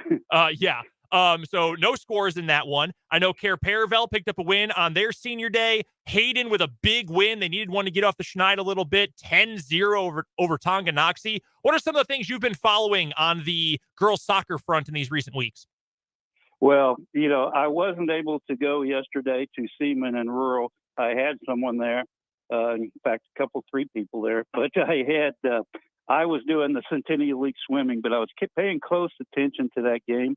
And I really think, they talk about ties and blahness of ties, but I think that was a good tie for both those teams. I mean, those are both, Siemens only lost 1 game, had a couple of ties. Rural lost, I believe, 4, but all of them to state class programs. And for both of those to go to the wire like they did yesterday in double overtime, I think that's a good momentum builder for both of those going into postseason. Looking at the Centennial League swimming, which you were just mentioning, take us back to some of the highlights from that yesterday. Well, Washburn Rural has a really deep team and a good team, and they won 8 events, I believe it was, and McKenna Pritchard and Aubrey. I believe it's Appon. I don't have to pronounce them like you do, Brendan. I just have to write them. But a very, very, very talented freshman, and both those girls won 4 gold medals, 2 individuals and 2 relays. So they kind of led the way, and Rural just kind of handled that competition. Yeah, Pistol, I think when you have to speak them instead of write them, you gotta really learn how to do those. And I do my best too, but sometimes I've gotta ask you in the booth, or gotta ask some of your coworkers in the booth exactly how to say those. Yeah. It's complicated. Little bit. Let's get to our weekly track and field update as well, as we are getting darn close to state every week. One of the most fun events in the state every year. And how about one athlete who I think is going to get, if I had to guess, some postseason recognition this year, one way or another? Trey Richardson at Highland Park. I know he had been a little bit banged up recently. He was coming back from injury. And then, oh, by the way, he posted the best time of anyone in the 200 in state this year. Pretty impressive showing for him among others recently. Well, and won 4 events yesterday in that Meadowlark Conference meet. He won the 100 and the 200 and the long jump and the triple jump. And like you said, the 21.5 in the 200's crazy good time. So, he's back and he's ready to go. And the Centennial League meet was also good yesterday. And then tonight we got the UKC meet up at DeSoto, and you got Lenny, and you got Jackson Escobar, and the really good Seaman girls team. So that'll be fun too. So it's getting down to it. They already have regionals next week, and then right to state. And we got some good news on state. It's future good news, but it's great news. I've been worried for years that we were going to have to move from Cessna Stadium, and we got the word just yesterday that they're going to renovate that stadium, and we'll be ready to reuse it for track again next year. Wow, that is phenomenal news. I mean, I know I think anyone who's been down there, and you've told us this, Pistol, that it could use a little bit of a facelift down there at Cessna. Anyone who's been in that elevator, I think, would agree with that as well. Hours trapped in there. I've thought for years that might be where I died. So I would, I don't know if you guys know, but I refuse to ride that elevator unless somebody's with me, because I figure, hey, if I'm going, I'm taking somebody with me. So, I look for, if nothing else, I look forward to a refurbished or new elevator. Well, and on a serious note, though, Pistol, I mean, in an era where even things where teams are moving and rivalries are changing and so much is changing in the high school landscape, it's nice that something that has been a consistently great event and a great place for so long is going to stay there. Yes, no, and there's no, I mean, if you're a track fan, and not everybody is a track fan, but if you're a track fan, there's no better event, because you see all the great athletes from 1A all the way up through 6A in the same setting. You can go just a few steps outside and watch some of the field events. It's amazing. Rick Peterson covers high school sports in Topeka and Shawnee County better than anybody else, and he does it for topsports.news. You can also follow him. Would definitely recommend that on Twitter. His handle is @Peterson_Rick, and he joins us every week for the Invista Credit Union High School Whip Around. Pistol, we appreciate the time as always. Thank you so much, and we will talk to you next week. Look forward to it. That is Rick Peterson from topsports.news joining us on the Fleming Place Wine and Spirits hotline here on 580 Sports Talk. That's cool. I'm glad it's staying at Cessna. Yeah, great history there, and Wichita's a great city to host all of the classes. I think it's a great event in this state. Yeah, that is absolutely awesome. That is also going to do it for the 4 o'clock hour. Coming up in the 5 o'clock hour, we've got some Royals tickets to give away. And we've got our 580 Sports Talk headlines, including something that, I'm going to be frank, it's kind of a massive shocker, and not in a good way for Kansas basketball. We'll explain next on 580 Sports Talk. The power to go.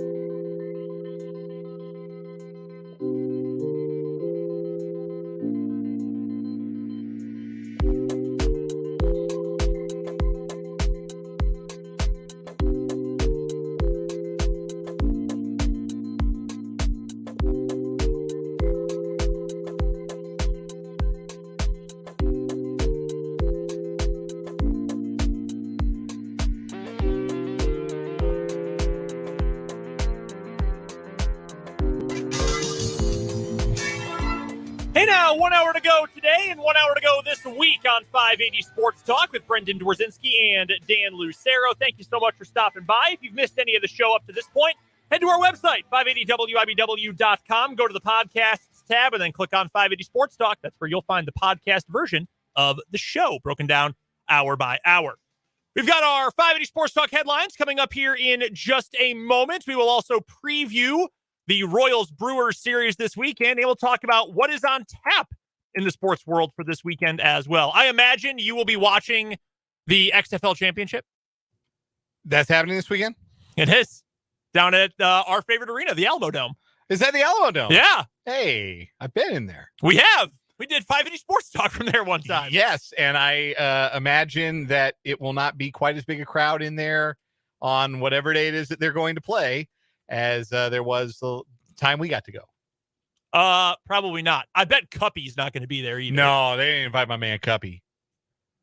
How is Cuppy doing these days? I imagine he's still hanging out at Our pal. various corporate. Hey, do other people have a picture of him on their Facebook right now? I do. I know you do. So, yeah, that'll be this weekend. We'll talk about what's on tap coming up later on in the hour. Right now,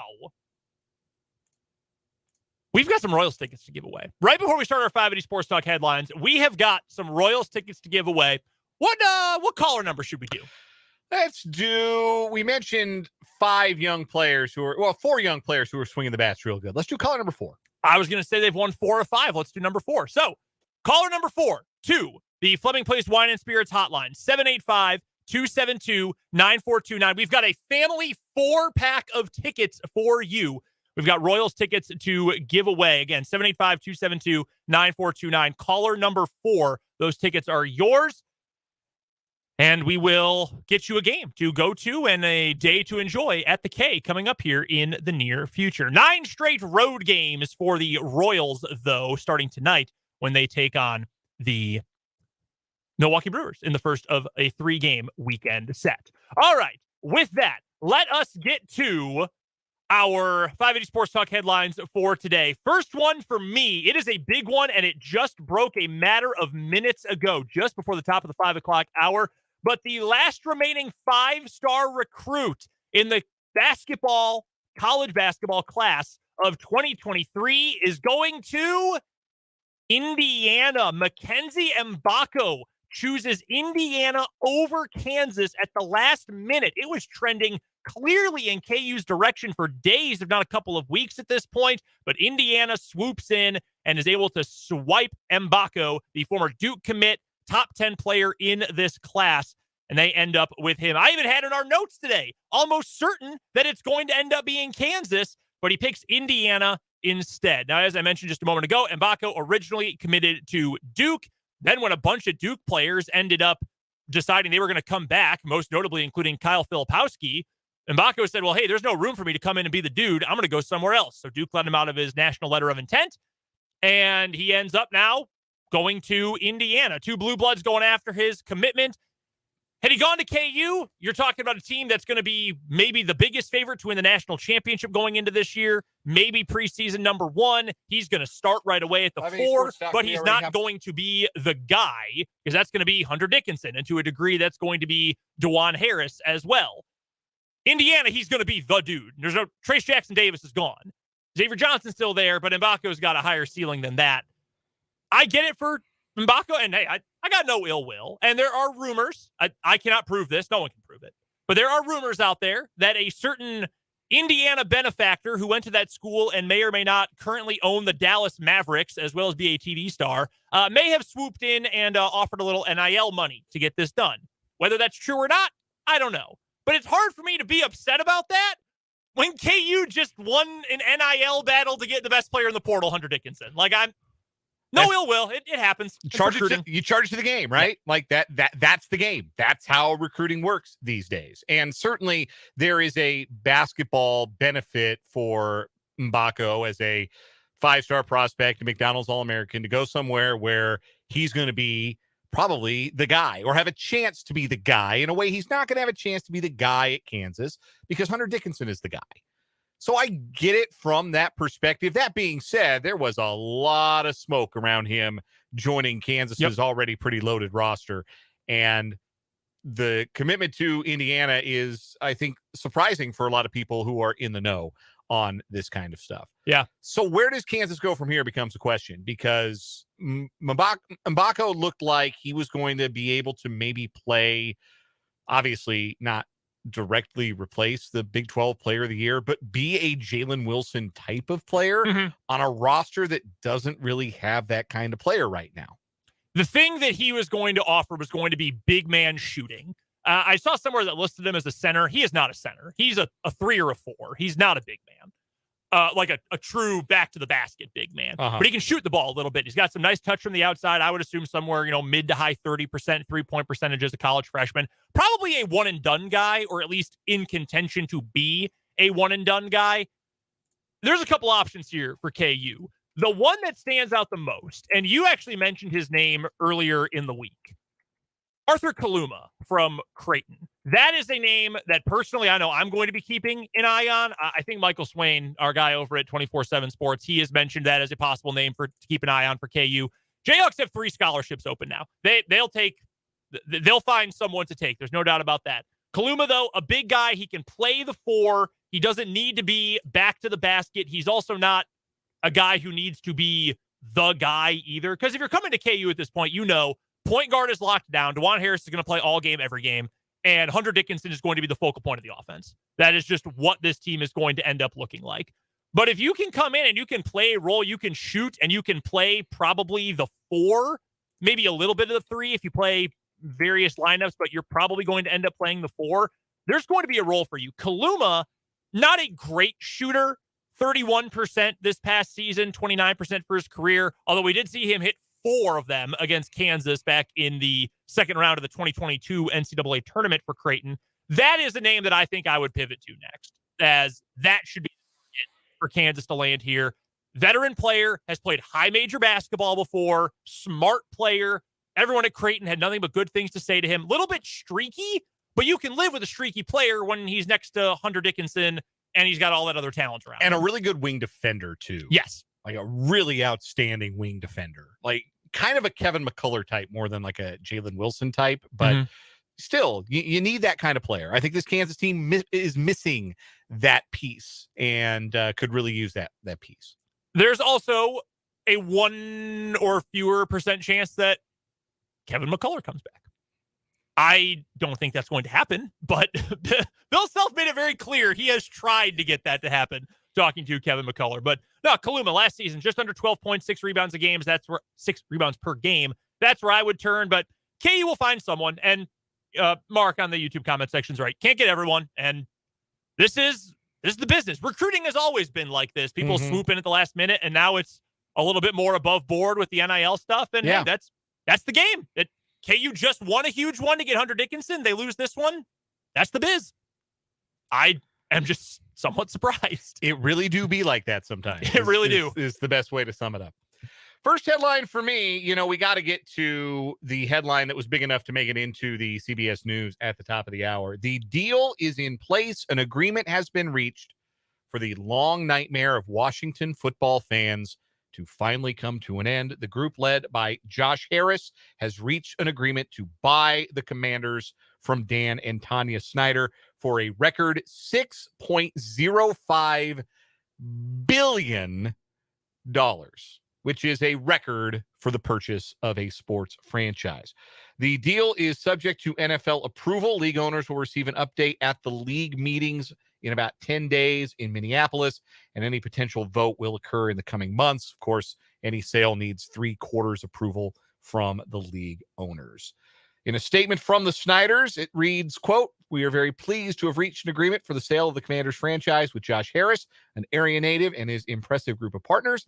We look forward to the prompt completion of this transaction and to rooting for Josh and the team in the coming years." Harris is a hometowner, kind of, for that area. From the DMV, grew up in Maryland, has a net worth of $5.8 billion. He had a bad day yesterday. We'll get to this a little more in the playoff roundup, but he is also the co-owner of the Philadelphia 76ers and the New Jersey Devils. So I got to imagine he went to bed maybe a little torqued, a little perturbed a little bit last night. I bet this makes it a little better now that he owns the Washington Commanders. And you know who else is going to sleep real soundly tonight for the first time in maybe 20 years? Commanders fans. Mm-hmm. Their nightmare is over. Finally. Yeah, it sounds like this is going to be finalized at an owners meeting later this month, probably, or at least that process will start there. The thing I'm curious about is he has to sell his Sixers and Devils shares, right? Because I'm pretty sure that's an NFL rule that you can't own an NFL team and then other teams in other cities. That's why. Well, that would make a problem for Stan Kroenke. His kids technically own the Avs. I guess he could move it into he could put it into a trust. Okay. Well, I'm sure there's a way around it. I'm just curious what that ends up looking like. Because I know that has been an issue for other owners before, that they've had to sell other team ownership to make NFL ownership happen. Now, you can't own like two teams in the same league. Like David Tepper had to sell his share of the Pittsburgh Steelers before he could buy the Carolina Panthers. He sold that to Josh Harris, didn't he? I think that's right. I believe he sold that to Josh Harris, who for a while had a share of the Steelers as well. Yeah, I mean, this is a guy who is essentially, along with his other billionaire dealings, has become like a professional sports owner, which is quite a spot to be in life.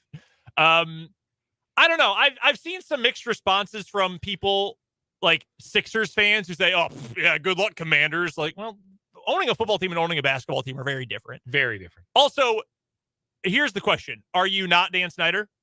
Yes. Congrats. Yeah, love it. Upgrade. Love it. Upgrade. I mean, it can't be worse. Something else that I've seen pop up a couple times: the thought of changing the name again. Yeah, Scott Van Pelt, who is a lifelong Washington football fan, DMV guy, threw that out there. Like, get rid of this branding. Because it is, like, only attributable to the Snyders. Like, that was their thing.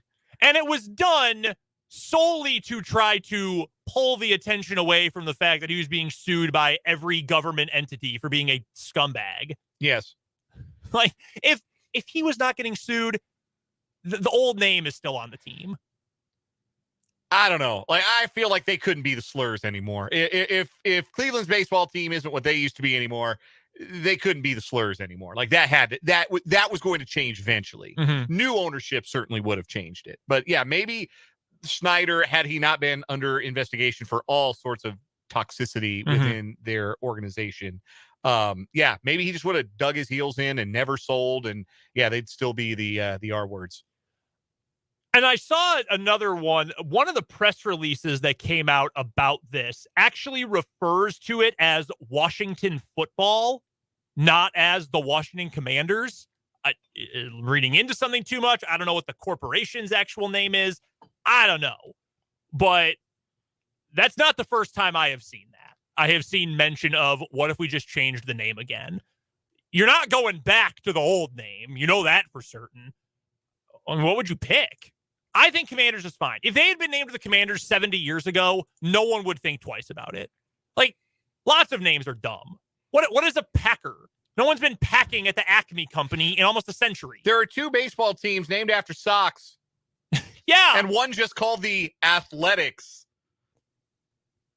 Been around for 100 years. Yeah. These things are patently silly. That's just kind of how they are. No, I mean, what they can't be is a racial slur. Yeah, you can't be that. You certainly can't be that. Whatever it ends up being, it's not Snyder related, and that means it's a good thing for the Washington Commanders or Washington football team or whatever they are, as well as the rest of their fan base. So congratulations to them. Next headline for me, also NFL related here on today's 580 Sports Talk headlines. There is a report out there today from ESPN, along with other sources, that Tom Brady is in discussions to become a limited ownership partner of the Las Vegas Raiders. This is from Seth Wickersham and Adam Schefter of ESPN. Discussions between the two sides have been going on for weeks and could soon be reaching a resolution, yet sources say it's still an extremely sensitive and fluid negotiation. Brady's investment is expected to be passive, a source with direct knowledge says, and he would not have any operational control or authority over the club in business or football matters. The NFL and the Raiders have all declined commentary, so has Tom Brady's agent, Don Yee. Here's the little issue with that. Even if it is passive, even if he is not making any decisions, it's solely an investment and a reason to show up at the Raiders gala and take some pictures with the black hole folks. Tom Brady is scheduled to start full-time, full in-season employment with Fox Sports as an NFL broadcaster starting next year. They're going to allow a team owner to also be part of the league's broadcast partner? Nope. There's no way. I have been resolute in my belief that he is never going to do the broadcasting thing. To that point, I saved this the other day. Andrew Marchand from the New York Post, he and John Urand from the Sports Business Journal, they do a sports media podcast. If you're into that kind of thing, it's incredible how much info they have. And Marchand said he right now feels it's 51% versus 49% that Brady does not ever call a game for Fox. Said 51% of himself believes he is not going to see through that $375 million contract. Brady came out and had a statement, it's fake news, whatever, the worst phrase on earth. He said that's not true. If he wants to own a team, you cannot be broadcasting games when you own a team. No, they don't let you do that. That's a wild conflict of interest. According to, God bless myself, Mike Florio, he said that according to his sources, and as well as ESPN, they've also reported this, my mistake. But Fox has blessed that happening. They're like, oh yeah, that's fine. We don't care. Yeah, because Greg Olson's really good and he can be their number one analyst for 30 years and they don't have to pay him $375 million. I just don't understand. It never made sense. It never made sense. No, it did. Because you know what? Like when they hired Olson, who not nearly as high profile as literally Tom Brady, but he had spent the last 3 years of his career, maybe, during Panthers and Seahawks bye weeks. He worked for Fox. Yeah. They put him in the booth for one game a year while he was still an active player. They knew he was good. They knew he was deserving of his first year in the booth and then getting promoted to the big one. Romo was a total shot in the dark. Like, if this doesn't work, they're going to look really dumb because it didn't work. Brady, he might not be good. At least Romo always had, a little personality. Tom Brady's boring. Tom Brady is stale toast. That's all he is. Yeah. I don't know. I don't get it. Never struck me as he was going to be any good at it. And Tom Brady does not strike me as the kind of person who wants to spend his time doing something he's not good at. No. So yeah, I have been resolute in my belief that he is never getting to the inside of an NFL broadcast booth. And this just, I think, is furthering my opinion that is true. We have a text from the 785 that said that listening to Brady do color on a game would be like Chinese water torture. Yeah. I mean, number one, I don't think he'd be great at it. But number two, yeah, there's enough people out there who just don't like Tom Brady. Also, we've talked about this before. Who's going to partner with him?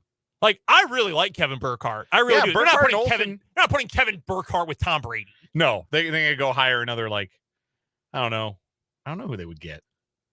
No, but they'd have to go get somebody. All the big names are spoken for. Yeah. Like, Buck is at ESPN. Nance has worked at CBS his entire adult life. Like, Kevin Harlan has 14 jobs. He's not going to do it. Does Joe Davis do NFL? Yeah, he's their number 2 guy. Yeah. Well, him and Moose. So I like Joe Davis. I do too. Yeah, I don't know. Yeah, you're not pairing Tom Brady with a Gus. You're going to bump Gus up to the NFL. Gus and Tom Brady together. It'd be like oil and water. Dude, I like Gus Johnson. That would be miserable. That would be awful. Also, some good takes about renaming the Washington football team from the 316. They should rename them the Washington Sentinels. Like with Shane Falco. This is maybe our biggest point of contention, Brendan, you and me. I think The Replacement sucks. I hate that movie. It sucks. It is an all-time bad sports movie. And I know you genuinely enjoy it. Listen, sports movies in general are almost all bad. Like, there's not a lot of good, well-made sports films. There's Raging Bull and Rocky. That's the top of the list. Most of them, relative to other good films, not very good. It's perfectly entertaining for an hour and a half on a weeknight. I also love Keanu Reeves. So that I also got helps. nothing bad to say about Keanu Reeves. Another from the 785 says name of the Washington Generals. I think I think the Harlem Globetrotters actually own the copyright. Oh, do they really? I think the copyright to that, but they've certainly lost about as much as the Generals in the last 2 decades or so. I liked red wolves when that was up because they're an endangered species native to the DMV. Mhm. It's not. It sounds a little generic, but it actually has local meaning. The Commanders was fine. I thought it was fine too. It's fine. It's a It's name. not great, but it's fine. Yep. All right, it's time. Playoffs? It's time for our playoff roundup, everybody's favorite segment within a segment in which we dive deep or deep-ish into the latest happenings in the NBA and NHL playoffs. We'll get the NHL out of the way first, where the Carolina Hurricanes last night became the first team into the conference finals. Jesper Fast with an OT winner to eliminate the New Jersey Devils, and the Hurricanes are into the Eastern Conference Finals for the first time since 2006. Meanwhile, in the Western Conference last night, the Dallas Stars defeated the Seattle Kraken and now have a 3-2 lead in that semifinal series. Tonight, the Toronto Maple Leafs are on the brink, but the series is back home. They'll try and force a Game 6 down 3-1 to the Florida Panthers, while it's a pivotal Game 5 between the Knights and the Oilers in Vegas. That series is tied at 2. In the NBA last night, the Boston Celtics staved off elimination in Philadelphia, winning Game 6 of that Eastern Conference semifinal series behind a fourth quarter flurry from Jason Tatum, who I believe was 1 for 13 from the field. 1 for 14. 1 for 14 before he made 4 threes in the last 3 minutes. And also, the 76ers scored 13 points in the fourth quarter. They quit halfway through the fourth. They went full Doc Rivers. That's exactly what they did. Yeah, it is. It's a Doc Rivers thing. Like, his record in closeout games is like so bad. Awful. So bad. And he's got a ring. Like, usually guy gets a ring, we give him a pass, right? Like, he coached the Celtics to the title in 08. Usually we give guys like that a pass. We are not giving Doc Rivers a pass. We are not interested in doing that. Because everything since then has shown that was really more about the players than the coach. Anyhow, that was the Eastern Conference. Last night in the Western Conference, the Denver Nuggets became the first team to punch their conference final ticket after they dropped a nuke on the Phoenix Suns at the Footprint Center. 81 first half points, a 30-point first half lead, a 25-point victory as the Nuggets close out the Suns in 6 games. Another triple-double for Nikola Jokic, who finishes the series. I want to make sure I get these numbers right. I bookmarked a tweet. Nikola Jokic. 34.5 points, 13 rebounds, 10 assists per game in the series. That's a triple-double for the 6 games. And he shot 59% from the field, 44% from 3, and 85% from the free throw line. That's all right. There is not a better basketball player alive than that. I'm sorry if you disagree, you're wrong.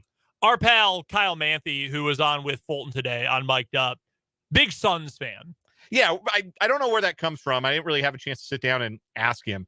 I didn't feel like he needed to hear from me today. So yeah, I was worried reading the tweets between the two of you last night. I thought tomorrow Dan's gonna have to go to the right and around the building to get to the studio. Kyle's gonna have to go left. I've got nothing against Kyle, and I am of the belief that when my team wins by 25 points and leads by 30 at the half, I don't need to say anything. No, they did the talking. Yeah, Jokic and Murray and KCP and all those guys, they did the talking for me last night. So, no, Kyle didn't need to hear from or deal with me today, and I avoided him out of, respect. But, buddy, that's 2 years in a row. Your team's gotten pantsed in an elimination game at home in the semifinals. Yep. They were down 30 to the Mavericks last year at halftime in Game 7 as the 1 seed. And they were down 30 to the Nuggets last night in Game 6 at home as the series favorite. We were talking earlier about teams that have maxed out their best current opportunity. Like, this was their last best chance to win a title. The Suns are going to have to change something. Like, they've got KD. KD's not getting any younger. Booker's a star. But is Monty Williams the guy to get them to a championship? Can Chris Paul keep playing? I don't think he played for them. They were better when he didn't play. Like, he played in the first 2 games. And then in the third and the fourth game, which Phoenix won in the series, it was Devin Booker facilitating the offense. And I think they're better with that than with a 39-year-old point guard who's always hurt in the playoffs. Yep. Yeah, they're stuck with Booker and Durant. They got to figure out what to make work around those two. Like, that's your core now. And if they got to trade DeAndre Ayton for pennies on the dollar, if they have to salary dump Chris Paul, they got to do it, because it's those two guys, and you're winning a title with those two guys as your two best players, or you're not. Name a team name to keep an eye on for DeAndre Ayton for next year on the trade market. Guangdong Tigers. That's going to do it for our 580 Sports Talk headlines. We're going to take a quick break. When we come back, we will preview the Royals and the Brewers series, which begins tonight right here on 580 Sports Talk.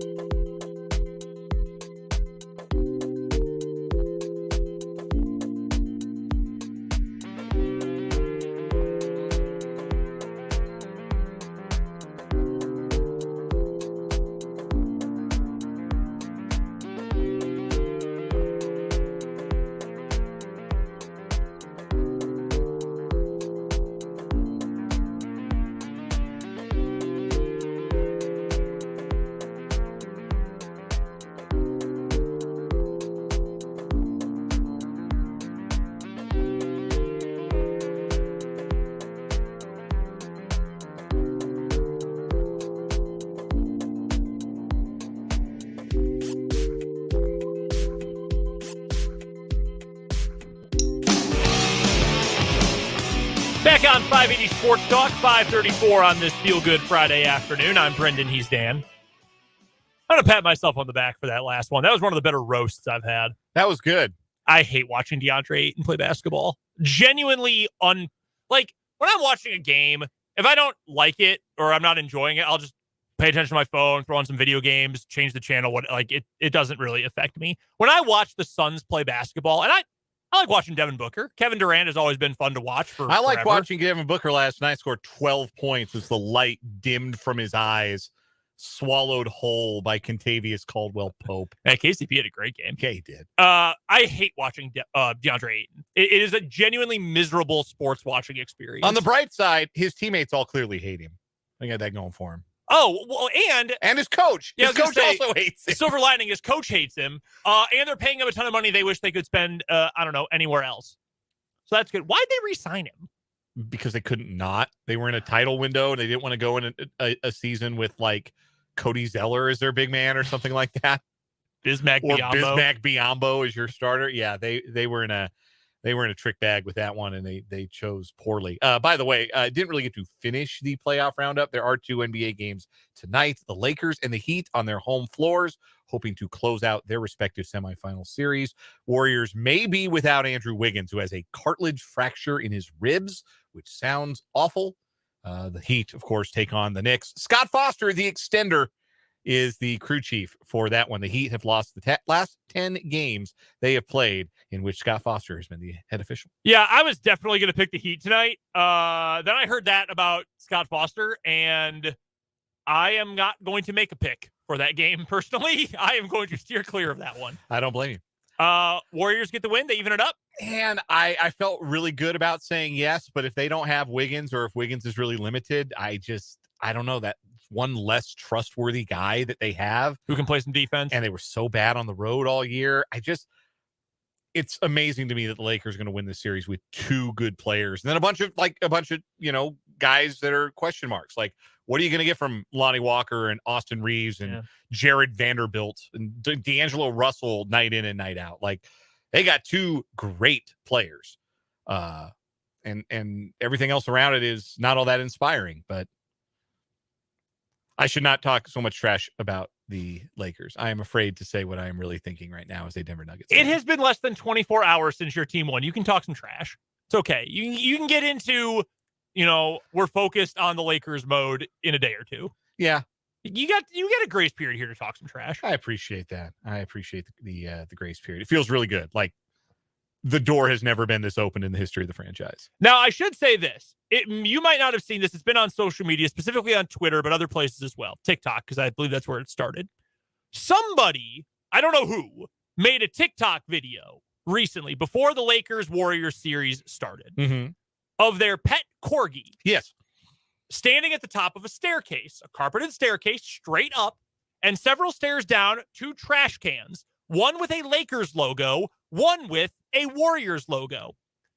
This corgi was then tossed an inflatable basketball, just a mini inflatable ball, and it would boop it with its nose down the steps, and it would land in one of the buckets. I love that we both got to say boop on the show today. Yeah, that's really good. That makes me happy. And that's how this person was picking games. He was using his corgi, booping the ball into these buckets. The corgi has correctly picked all of the first 5 games. Yep. Predicted the game 1 winner. Game 2 had the Lakers up 3-1. Got the Warriors to win in game 5. It picked the Warriors to win 3 straight and to win the series in 7. It has been right all 5 times so far. It would be very funny if the Warriors turned the tables on LeBron and put together a 3-1 comeback over LeBron as a little bit of payback for 2016. That would be very funny. And as a hater, as a total LeBron hater, I'd be all about it. Not even rationally anymore. Like, there's really nothing to hate. Like, he's got all sorts of records. He's a surefire Hall of Famer. He is one of the best basketball players of all time, if not the very best. He's never had any sort of scandal. Like, seems like a good dad and a good husband. Like, the worst thing he ever did was, like, DM some Instagram models. Like, that's all he's ever done. And yet, I will not give up 2003 8-year-old me being, I hate this guy. I'll never like this guy. I understand. Yeah, I did the 180 on LeBron. He joined the Heat, and I was like everybody else. I was a hater. But, yeah, I've come around on him being, like, I saw, like, the end of Jordan. I was, like, alive for the title years and everything. I was a Jordan hater as a kid. I get that. To the point where my favorite player was John Starks and, like, Charles Oakley. Like, I love those Knicks teams that could never beat the Bulls. So I was a hater, and I just resolved myself, like, I'm not going to hate, like, the closest thing we'll get to Jordan. Like, I'm just not going to hate on this. That's fair. I'm going to enjoy this because I, as a kid, didn't enjoy Jordan as much as I should have. That's entirely fair. So not making the same mistake twice. That's called growth, maturity. The Kansas City Royals youngsters, they've been maturing quite a bit recently. We talked about that earlier on in the show, how good the offense has been over the last 3 weeks. They start a series tonight with the Milwaukee Brewers. It is game 40. We are about a quarter of the way through the season as of tonight. Your pitching matchups for the weekend. It's a bullpen day for the Royals today. Josh Taylor is going to get the start, but it's a bullpen day. Corbin Burns going for the Brewers. Tomorrow, it'll be Zach Greinke versus Josh Hauser. Greinke on the road. Ugh. And then Sunday, the Brewers, at least as of this morning, had not announced a starter. I don't know if they have since, but it will be Jordan Lyles going for the Royals on Sunday. So based on recent trends, you can chalk that up as a loss. I don't know who Josh Hauser is. Why did I put Josh Hauser? His name is Adrian Hauser. Yes, his name is Adrian Hauser. I think I was looking up stats about Josh Taylor while typing in Adrian Hauser. That's fine. That happens. So yes, Adrian Hauser, not Josh Hauser. And now I'm annoyed. So even though the show's about to end, I'm going to change it in our notes. Fun fact, Adrian Hauser's nickname, according to Baseball Reference, is Doogie. Of course it is. That's a dated reference. There's no, I think Adrian Hauser knows who Doogie Howser is. No chance. He was born in 93. No chance. Yeah, absolutely not. The Brewers are not great. They've got some players that are nice. They're prone to having some nice streaks. I don't think they're an especially good team overall. They are 20-17 going into today. So, I mean, they're better than the Royals, but again, bar pretty low. Do you trust that this offense for Kansas City can keep the momentum going into this series? They're going to need it because this is not an especially favorable pitching lineup that the Royals are throwing out there. Yeah, they're going to have to score some runs, and be interesting to see how they handle the challenge of facing Corbin Burns tonight. Again, Burns has had his struggles against right-handers, so it was a right-handed heavy lineup. Oh, it's a little less right-handed heavy since Salvador Perez was scratched from the lineup earlier this afternoon. Salvador Perez had initially been penciled in to bat second and be the DH today, but he was removed from the lineup.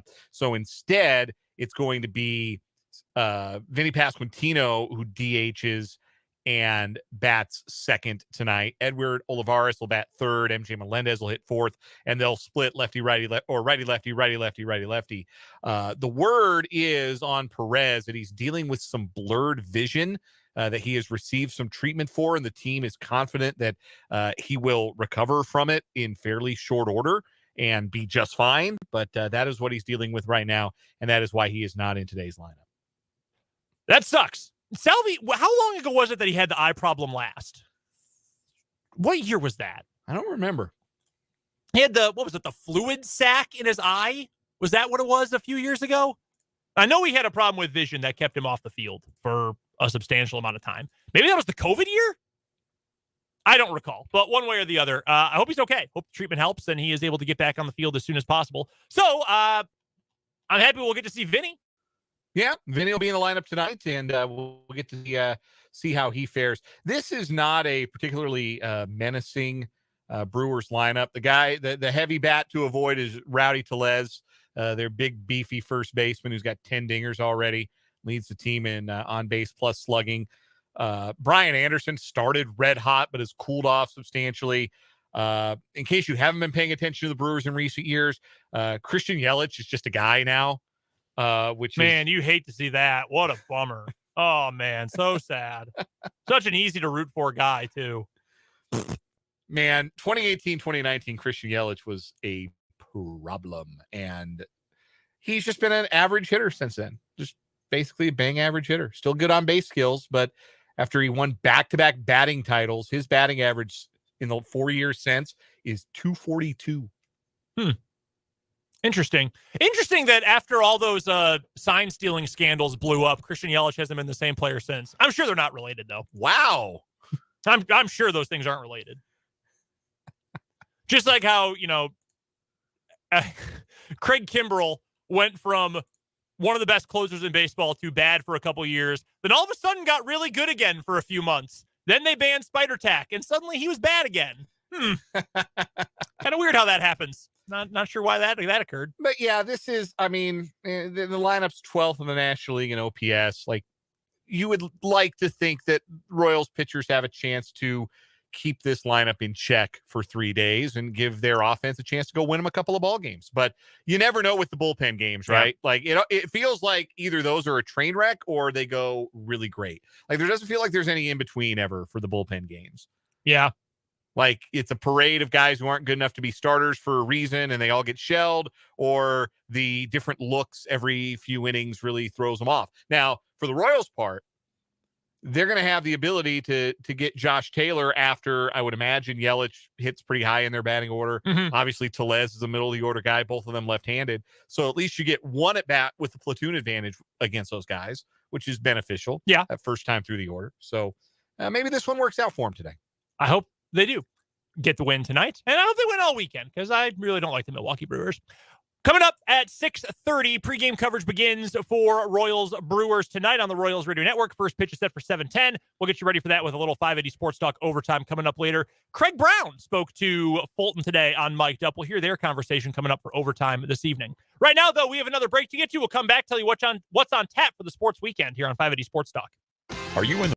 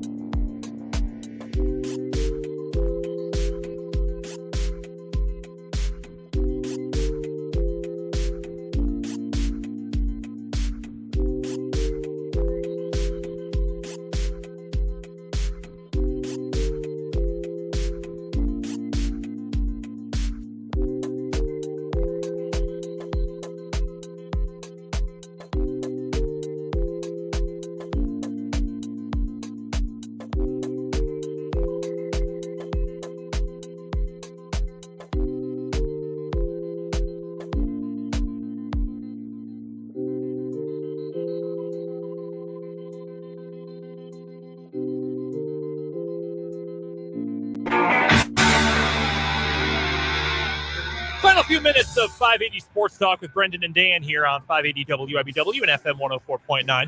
Dan, did you ever let us know what Denver Nuggets jersey you are wearing today? I don't know if we ever told everyone. No, I did not. People have noticed on the YouTube stream, but this is a Chauncey Billups Denver Nuggets jersey. The Denver kid? Yes, the King of Park Hill himself. Yes, this is from the year he was acquired by the Nuggets, which was the 08-09 season, which was a Western Conference Finals appearance for the Nuggets that year. He was acquired in a trade for Allen Iverson. Mm-hmm. And when he showed up, he wore number 7 because the number 7's a big deal in Denver for John Elway reasons. Mm-hmm. And he wore number 7 that year, but he switched to his more common number 1 the year after that. So the fact that it's a number 7 Billups jersey places it in that particular era and season. And I did. I bought it right when I bought it when they reached the Western Conference Finals that year. Ended up being a 6-game loss to the Lakers. Only the fifth time that the Nuggets have reached the conference finals in their NBA history. 78, 85, 09, 2020, and now this year. Basically 2 years in a row that Jokic and Jamal Murray have been healthy enough or that Jamal Murray's been healthy to make a run at it with Nikola Jokic. In 3 of the previous 4 times, they have lost to the Lakers. They've never won a conference final. They've never been to the NBA finals. Like I said in the last segment, they have never had a better look at it. Have I ever told you about the one Nuggets jersey I own? I think it's at my parents' house right now. What about the one I own? I don't believe you have, no. Can I interest you in a Chris Birdman Anderson jersey? Hell yes, you can. Dude, I loved Birdman. Then there was some trouble where he may have done some really unsavory things. No, he got catfished. Yeah, I know. Well, when it broke, I was like, I can't wear this anymore. Right. And then it turned out he was innocent. Yes. And he wasn't even catfish. Like somebody used him as a catfish. Yeah. So, thank God. But yeah, I've got a Chris Birdman Anderson jersey. Loved Birdman. Yeah, big Birdman fan. Yeah, I saw him at a golf goods store, Golf Galaxy in the Denver area once. Golf Galaxy. Yeah, I saw Birdman at the Golf Galaxy. If you know anything about Birdman, pretty easy to spot in the wild. Yeah. In addition to being a legitimate 6'11", also very colorful. Also, he was wearing a belt buckle that looked like the eagle on like Ghostface Killer's wrist. Nice. Like he had the bird. Hell yeah. And the bird belt buckle too. Yeah, just buying golf balls and clubs like a regular Joe. Real quick, what are you watching this weekend? Thankfully, I don't have to watch my favorite team play playoff basketball because they wrapped up their series already, which, it'll be nice to have a few nights off from the stress. I will be keeping an eye on the other NBA series, see how those go. Really rooting for the Warriors to take that series to 7. I think that'd be a big advantage for the Nuggets if that series with those geriatric old teams and the Lakers and the Warriors goes 7 games. Keep an eye on the East. I think Boston's going to win Game 7 in the Philadelphia-Boston series. I think the Sixers had their chance and they blew it. Watch a little baseball. Keep an eye on the Royals as well. Other than that, that's about it. We've got some graduation parties to get around to this weekend. I got one to go to in Eudora tonight after we're done here, and one my brother-in-law finishing up a grad school program. Nice. So we'll celebrate with the new papa and a new grad tomorrow. Oh, well, congratulations to everyone involved. That sounds like a lot of fun. I assume when you get a few minutes in front of a TV, you'll have the XFL championship on? Probably no. DC versus Arlington. That is your championship. I really wish I'd put some money on that DC Defenders future. I really felt like they had the best roster. Oh, they definitely did. Arlington's probably got the best coach. It's literally Bob Stoops. But Arlington's got the best roster. DC's got the best roster. They've got the best defense. And they've got the best quarterback. Your XFL Offensive Player of the Year, Jordan Ta'amu. It is a clash of spring football titans. Yeah, between Jordan Ta'amu and Luis Perez. Yeah, great feature on Luis Perez, by the way, on the Ringer today about how he has played in like all of the new spring startup leagues since he left. I think West Texas A&M. Yeah, taught himself how to play quarterback. Yeah, incredible story. This is like Rodgers Mahomes of spring football. It really is. I'm sad that it is not with the team he truly belongs with, the St. Louis Battlehawks, but it has been 3 or 4 years now in the making that Jordan Ta'amu plays for an XFL championship. Couldn't be more happy for my guy. I'll be rooting for him coming up on Saturday. By the way, Defenders are a 7-point favorite. That'll do it for What's on Tap for the weekend. Let's take one more time out. We've got a final word for you coming up next on 580 Sports Talk. You've